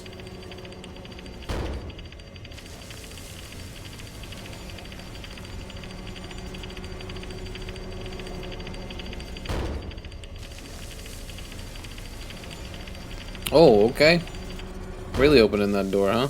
A sudden wave of anxiety makes your skin crawl. Why? After you. What's there? I don't know. A thin wisp of smoke rises from a charred black fire pit. The wind picks up, then dies down again. Kim? I'm scared. Don't be. I have a gun. I think I used my last 2 bullets. I shot a guy and then you shot a guy with my gun, so I also have a gun. I know. It was not easy to acquire. Let's go. I don't have bullets though, correct? I shouldn't have a bullet, right? Didn't Kim shoot the lady with my gun? Unless he magically slammed one of his bullets into the cartridge, or into the chamber real quick. Seems unlikely. Oh, unless he took the one out of my leg and gave that to me. Seems unlikely. A firing slit, you can't see inside. I'll show you a firing slit.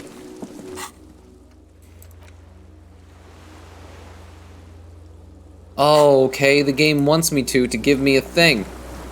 Alright, we have to then. Shit. It's been a direct hit to take out such a huge chunk. What? Distant sound of cargo ships, signal horns echo on the water.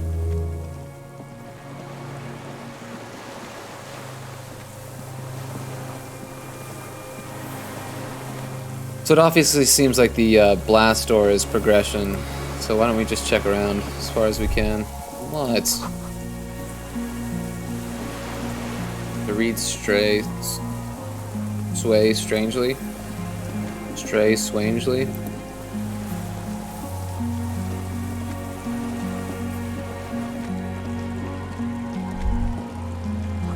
There's cracks under your feet. Be careful not to fall through. Don't tell me that kind of shit. Don't tell me that kind of shit, dude. Even if it's just for flavor. Big Death Stranding feels right now.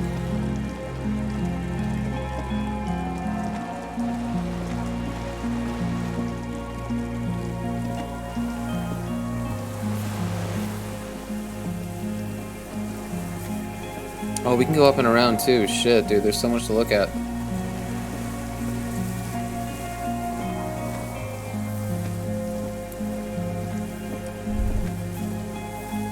A strange feeling looking at the water. Maybe you should just wander off into the sea. Leave it all and walk in. Why? Perhaps there's someone there, under the water, waiting for you, where it has always been. Smelling of tutti frutti. Shut up! Betrayed, maybe. You know it's going to hurt. But it's cold. Yes, cold and still. But love is warm, like the inside of her mouth. No, no, no, no, no, no, no, no. Yes, yes, yes, yes. No, we're not starting with that. Not now. Not this time. This thought is over. Raise your sight. In the still mirror of the bay, you see Martinez, reflected. Tall edifices of ruins reach into the water, like shimmering towers. And the shacks too. Pine trees and motor lorries, upside down. Islets and posts, like stepping stones, lead into the water in front of you. Go. Step in. It's been too long. Shit bums me out, dude. The winch is broken. Rust has eaten what remains of the chain. Alright, we'll go up and around, right? Up this way.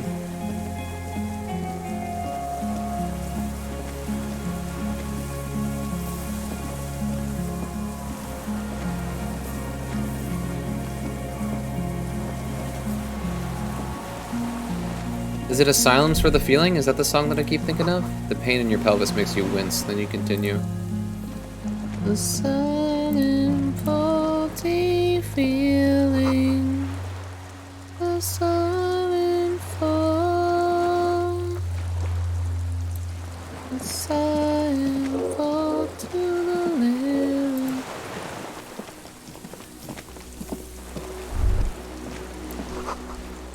The depot that supplied this chain is long gone from the coast. Oh, more fuel. Heck yeah, dude. A weathered artillery map showing coordinates in the Bay of Revachol. An old medicine cabinet, newly stocked with druamine. What's this? There's a rain-soaked mattress on a concrete slab, only half covered by the crumbling roof.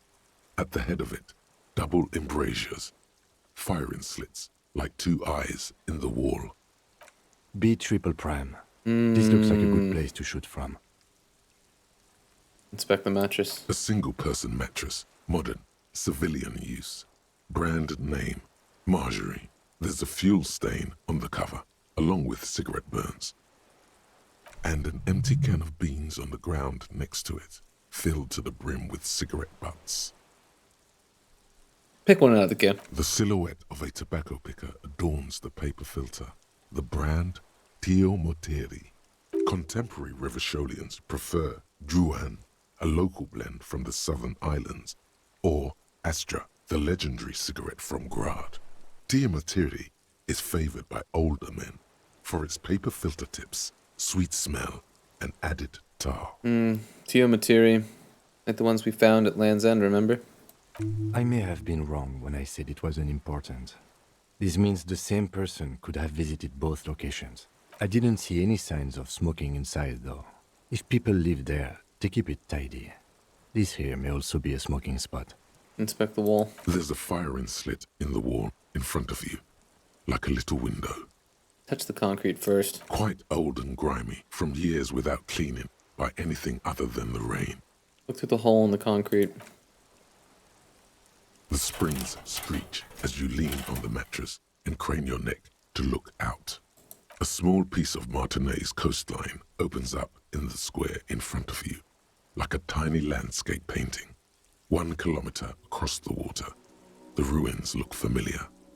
On the left. A towering skyscraper, its top floors shaved off by artillery fire. Capeside apartments. Rue de Saint-Ghislain, 33A and 33B. On the right? The red chimney and collapsed back of the 4-story tenement in front of the Whirling in Rags, Rue de Saint-Ghislain, 10. The doomed commercial area. In between the two? The box-shaped silhouette of the Whirling in Rags. Its sloped roof, a tiny fleck of light catches your eye on the rooftop, sunlight reflecting off the upstairs window of Clausia's room. Motherfucker. What does that mean? Do you have line of sight to the window? More than that. Kim, with a pair of binoculars, I would be able to see inside the room. A pair of binoculars? Or a scope of a rifle? You'd be prone, lying on a mattress, barrel resting on the embrasure. Cheek against a cheek rest, hand on the hair trigger, on a calm day like this. Kim, I could make it. I could make the shot. Good. I think we have it, Detective. The origin of the shot. This is the sniper's Oh, he nest. pats you on the back 3 times in a row. Why didn't we come here before? Ooh yeah, master cop work. It's only moderately effective cop work until we have the weapon. It will not be, how do you say it, booyah, until we have that. Could the shooter still be here? Where?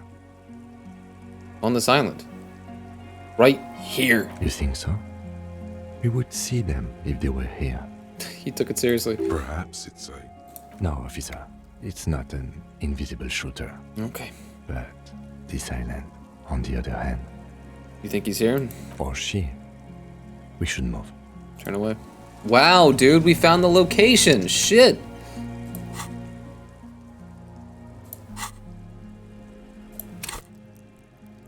We have so many skill points, yo.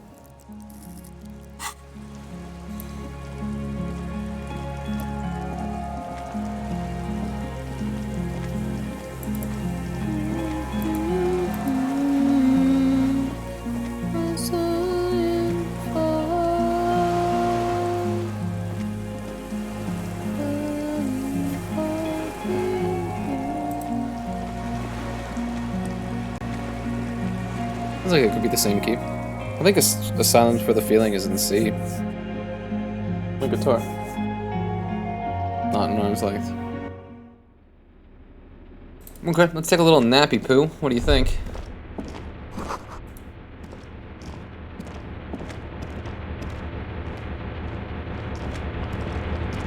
This whole not running thing is driving me crazy.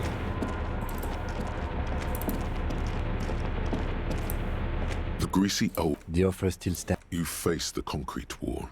There's less light there, in the dark corner. Like a dog, you lie there. Curl up with your knees close to your chest. The blanket feels cold. The entire room does. Concrete and cold. Minutes pass. Half an hour maybe. The sounds of the sea beyond grow distant. Your eyelids close. Until you feel yourself standing up in the darkness. Right next to the mattress. Slowly, the world begins to hatch from the blackness. It's evening.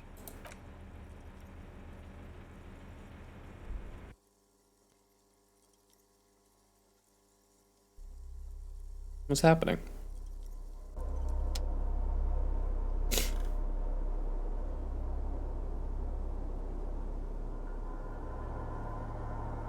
Gonna be another vision?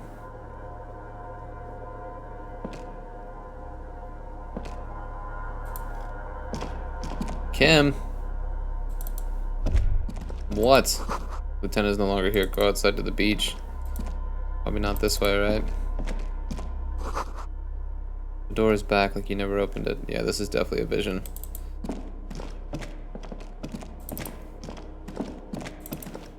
Which beach? This beach?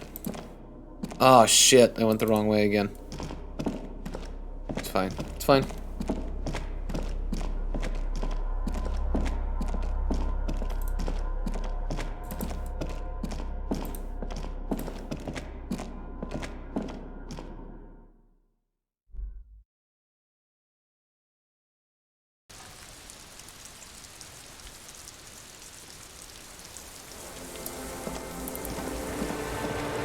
Oh no, it's the sad music. No, fuck, no.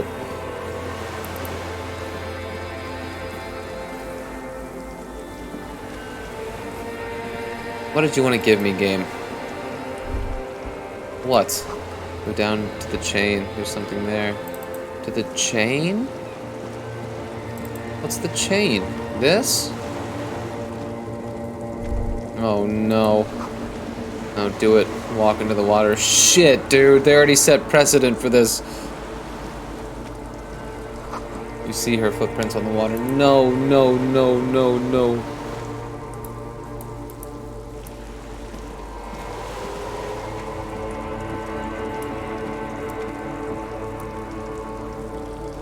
No, no, no, no. The innocence of humanism, internationalism, and the welfare state turns around to face you.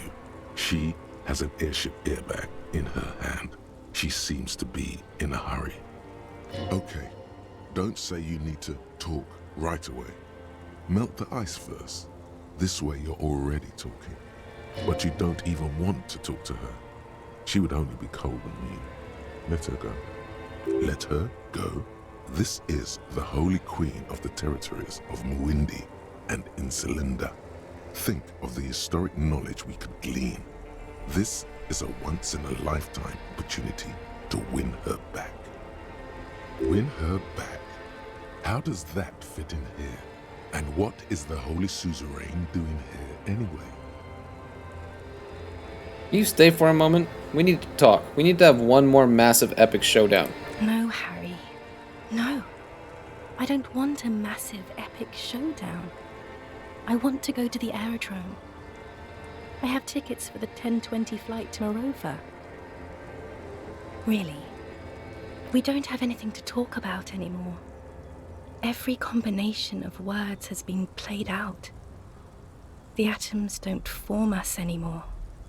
Us, our love, our unborn daughters. It's all gone. I have to go to the aerodrome. I have to leave Revachol and you. And you have to be alone. In hell. Forever. That's just the way it is. Oh God, whatever you do, don't try to kiss her yet. Not after that. You're still reeling. You'll fall over if you try now. Could probably do it. But that's not a very good way for things to be. It's not. But Understatement of the year. You have to live in hell forever. Well, that's not good. But what? Tell me there's something good. I don't know why I said but. There is no but. That's it? That's it, yes. We've talked about it a million times. You will get over it. Just like I did. People do. Things will get good for you again. Where in hell? Stop. You're only making it worse for him. You never help with anything.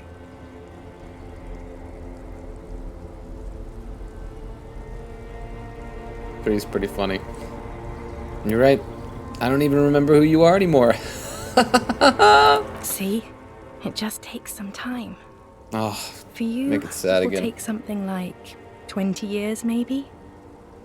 It was hard for me, too. I used to think I couldn't live without you. He looks you straight in the eye. Her irises are light blue, flecked with green. But I can. 20 years? That's so much time. Yes. It only took me 1 year, maybe 2. Phew. So you felt that way once? That you cannot live without me? Yes. But that time is gone now. So very gone. It doesn't have to be like this. Maybe we could try again? No, Harry. We can't. Why? We already tried again, and it didn't work. Is that how it is now? We should just try all good things twice and then give up. By that logic, not you too. They're really gonna give me. Let's try to return Revachol to the likeness of the holy sun in the sky, but only twice. The third time, let's abandon it to debauched homosexuals. Yes, of course. You're a Kingsman, and I'm a socialist traitor, because I don't want to keep hurting you. She looks away. Fascist to the end. Fascist to the end. What went wrong when we tried again? I can do it better. I don't know. Please. She shuffles from one golden sandaled foot to the other. In the distance, a streetcar screeches. Why? Why can't we be together? Harry, we can't be together because you're insane. Her eyes turn to sorrowful ovals. She avoids turning them to you. Insane? How? Wait, insane? Like what? Like cool insane? They're turning moist now. Her eyes. She slowly shakes her head and tries to get hold of herself. No, what do you, her hands. What do you mean by insane? You know what I mean. Everyone gets a little down. In case you haven't noticed, I'm a cop. It's not easy work. A cop? You've worked there for so long you can't even talk like a normal person anymore. It's always lists with you. Questions. That's pretty meta. That's pretty meta. Questions? Did someone say questions? I don't know. I don't have lists. This is another list, isn't it? Yes, but it's possible to talk without lists. It's not just the lists. You get sad, Harry. Too sad. People can't get that sad. It's impossible to watch. Other people get sad too, but not like you. You stayed down for too long. You only communicated with encyclopedic trivia. I was so alone. In conclusion, you're ill. You're an old, insane man. And you have to be in hell until the end of your life. And I have to go to Morova. I get the feeling you're not really Dolores Day. I don't know what you mean. Dolores Day?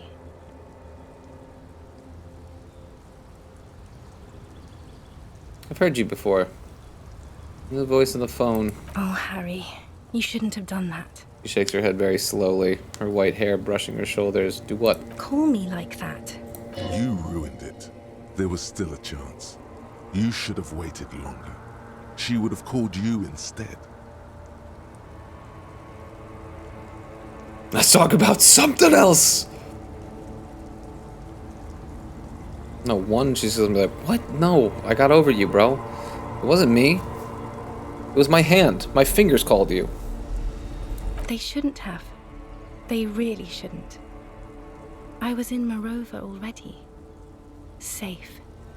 In the warmth of the night. Wrapped in my future love. There, I think of you less. It and hurts to less. hear. Oh my god, this is brutal. Weeks go by without me remembering you. This is so brutal. Months already. Soon it will be years without the hurt. Oh my god, dude. I sit there Shut in up. Morova, in the holy gratitude of my bliss. I put my hand on my belly and smile. No, dude, shut the fuck up. The air gets cold around you. She looks down on her stomach, then up at you. Her eyes are full of tremendous distance and mystery. The death blow is coming. Your name. It's Dora. That's what the voice said on the phone. Dora is short for Dolores. Dubois, yes. Dora Dubois. That's why I think of Dolores Day. Why what? Are you Dora Dubois? Oh no. No. We're not doing that again. Great voice actress. Death blow yet. You saved yourself. For now. Keep stumbling around and it will happen. You're the X something. Wasn't I Dolores Day just a second ago? Now I'm the X thing? You're confusing me. Look, I have to be at the Lausanne Aerodrome at 10:20 p.m. I still have a light rail to catch. I haven't even bought the tickets yet. I should have gone even deeper to a place where I never met you because it's impossible to meet people in the abyss of the void. Great. It's the abyss of the void. Soon it will be the gloaming, then it will be the world ending. My friends are waiting for me on the platform, Harry. It's impolite to... Oh, this is so grotesque. It is. Useless. The evening wind blows in as she says the words. Her gown wraps around her like a white flag. You're... the morning. The morning? I don't understand. No, I meant mourning. I'm grieving, but you're not even dead. Oh my god, Harry, stop. I don't want to hear anything about the morning. Mourning someone who's still alive. Any of that. I can't do that anymore. I'm not 80 years old, I'm 32. People my age are not supposed to mourn. She breathes out. It sounds more angry than a sigh. Alright, on second thought, you're Dolores Day, Queen Regnant of the territories of Mundi and Insulinde, and nothing else. Yes, Harry. I am. Things have gotten much better for me. Shut up. Now that I am the ruler of the known world. She pulls up the silvery sleeve of her gown to check the time. God, it's already so late. I have to go, Harry. Not until I kiss you on your fucking beautiful lips. Around her bony little wrists. Why would they put it in the middle of my list here? 72%, baby. Here we go. Fuck her up, bitch. Oh, dude, look how fucking pathetic his stance is.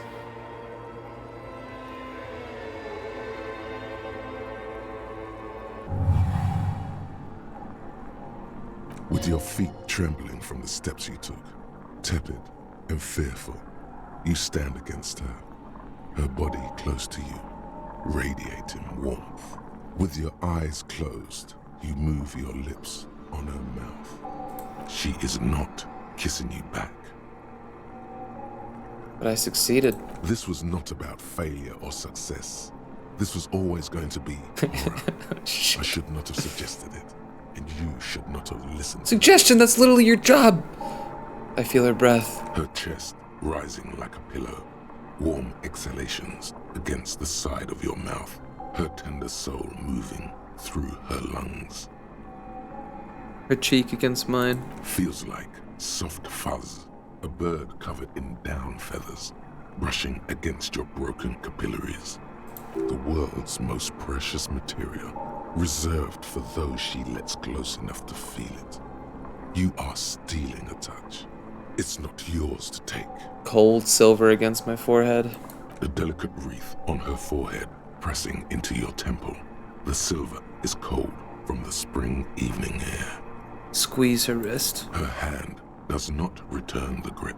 Her body is rigid. A current of unease courses through it. Distrust. For you. The curve of her spine, her shoulders hunched.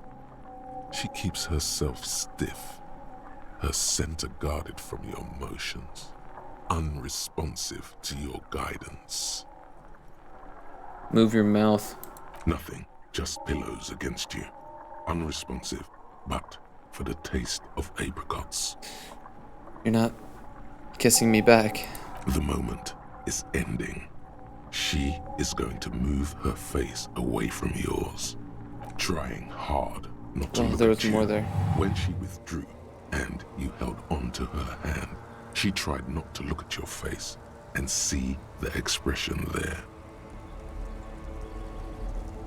Brother, you should put me in front of a firing squad. Yeah, dude. I have no words for how I felt. That was bad, dude. Why didn't you kiss me back? Why did you do that to yourself? You know I don't cheat, Harry. Oh, she's with someone else I already. never cheated on you. That's it then. No, Harry. Not yet. There is one more thing you have to see. Oh no, she slides her hands down her chest and onto her lower stomach and smiles. I'm pregnant.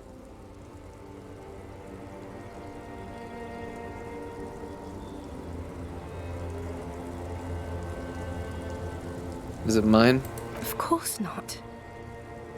She looks down at her belly, then up into your old eyes. I terminated yours. Don't you remember? You poor fuck. Poverty-stricken fuck. Now, go ahead. Ask me more questions. Let's talk about something else. You said I have a vast soul and you will always come back to me. We both said a lot of things. We were very young. It was her. I can feel it. I can see it in her tender long fingers, in her wrists. Her hand wrote it, said those things. Actually, you didn't say it, you wrote it in a letter, a handwritten letter. I kept it in my paperwork. As Queen Regnant, I write a lot. Regnant? It is. She brushes a strand of white hair out of her eye. You need to recite it to her, for effect. All of it. No summaries.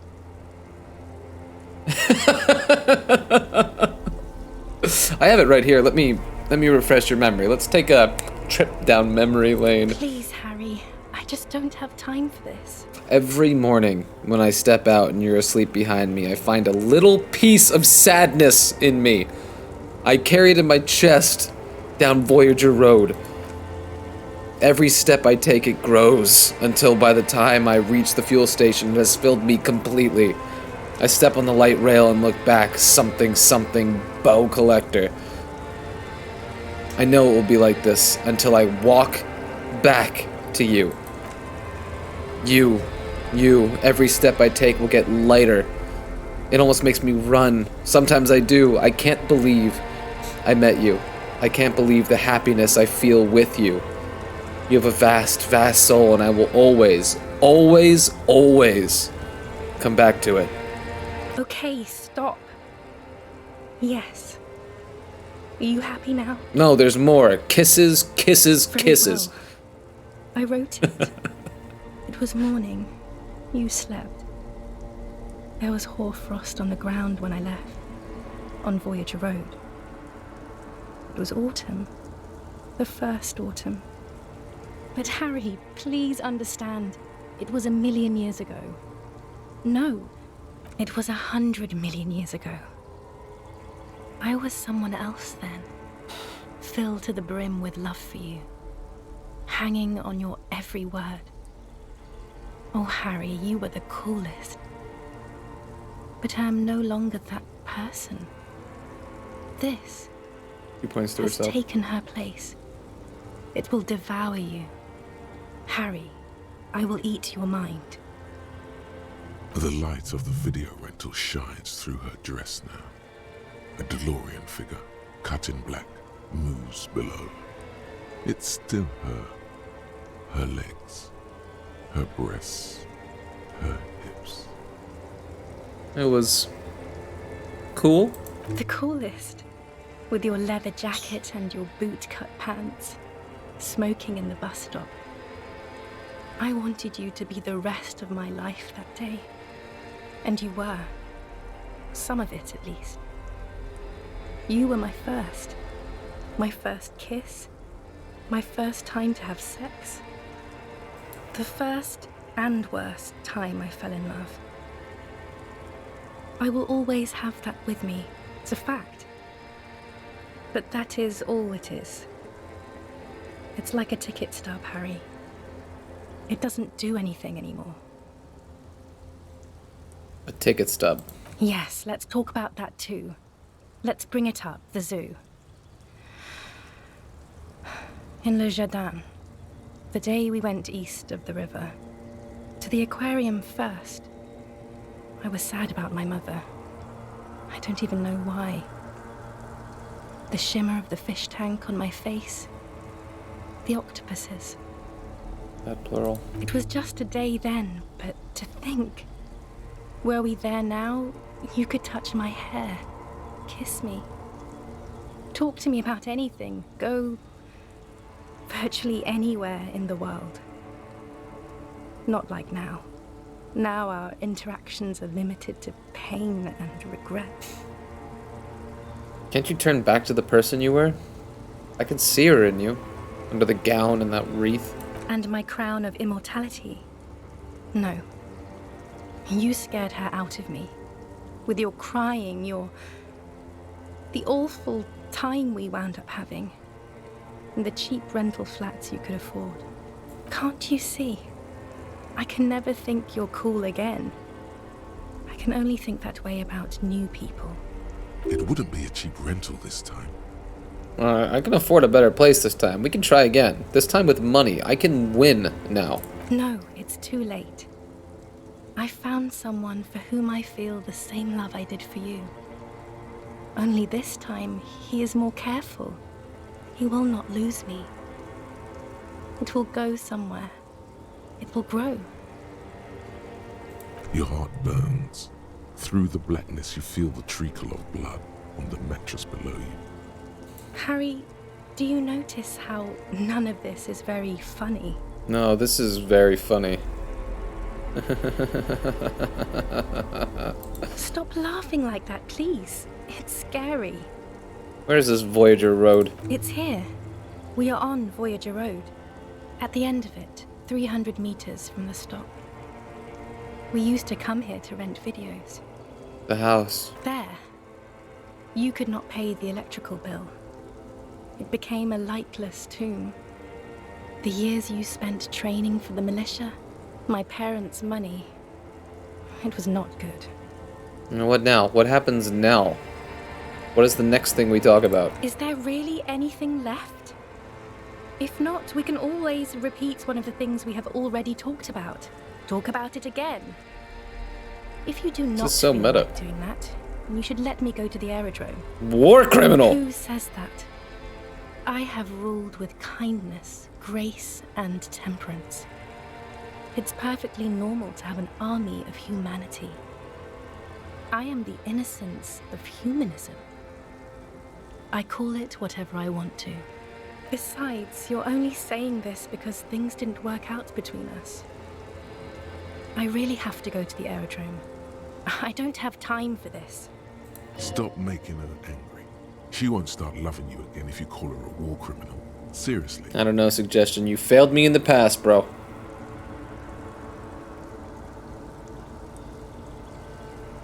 Would you say you didn't behave like a war criminal with me? You were very bad to me too. We've talked about it like 7 million times now. I don't want to do that anymore. Don't go. I have to, Harry. Really, I've already missed the 8:30. I'm gonna go now. I was wrong. You don't have power over her anymore. You shouldn't have said that. I am wrong about everything. You should go on without me. That was so sad. Wait, can't we sit down and have a coffee first? There's a cafeteria on the corner. No. That would only be painful and dull. At the aerodrome, life, love, and laughter are waiting for me. At the cafeteria, dust, hell, and tragic comedy. Hold on. What is there to do in Morova? Light, life, culture. It's so much better than here. Everything here reminds me of you and the horrible times we had. The nights we stayed up fighting for our dying love. I have to wipe it all off me and be clean again. I want to be a good person again. Not this. Not what you made me into. But I swore I wouldn't let you go. You told me. You asked me to be this way. That was someone else. I betrayed her, overwrote her, and I'm happier for it. And I'm really going now. The time is up. I must be on the 10:20 flight. No. Yes. Will we ever see each other again? I won't see you, but you will see me. How can that be? Oh, Harry. This is a dream. Can't you see? I'm already in Morova by now. Who knows how long ago this happened? A year? 2? 5 years ago? How will I ever see you again, then? Right here, tomorrow night. Once this dream starts happening, it keeps happening. 3 times a week, at least. And Harry, it really, really looks like it started happening again. There's the video rental. I'm suffocatingly beautiful. And young. And I smell of tutti frutti chewing gum. Like I did that time when I asked you for forgiveness. After leaving you the first time. So long ago. But this is intolerably bad. Oh yes. This is real darkness. It's not death, or war, or child molestation. Real darkness has love for a face. The first death is in the heart, Harry. See you tomorrow.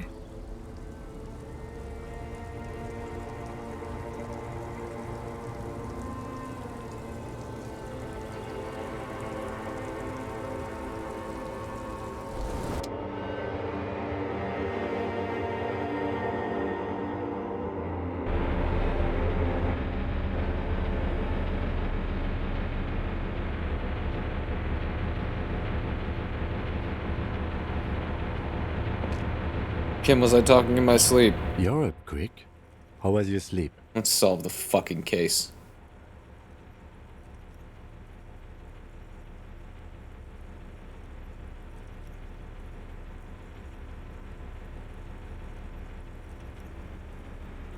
Just spit out the blood and get back to work. You're badass like that. Okay.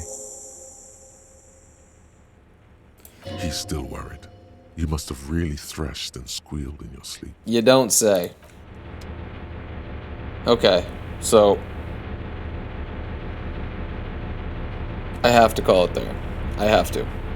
I don't imagine we have too much more of this game left, but I've gone on. I've gone on.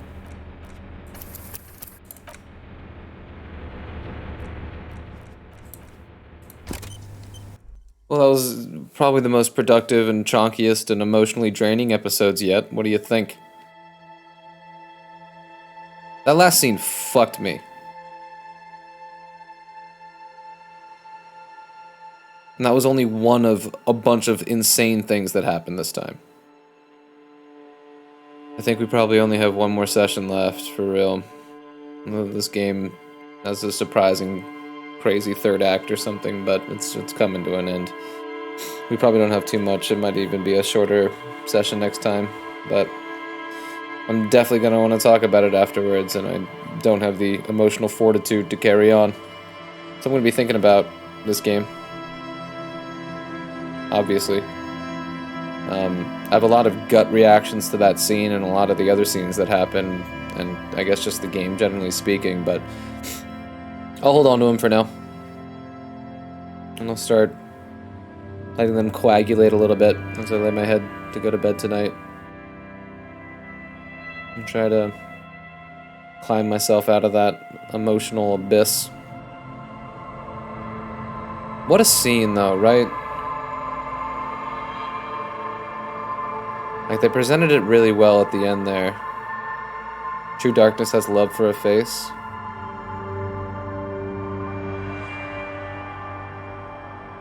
It's fucked up, man. This game's fucked up. Alright, yo. Thanks for watching. Thanks for surviving with me. Good night, everyone.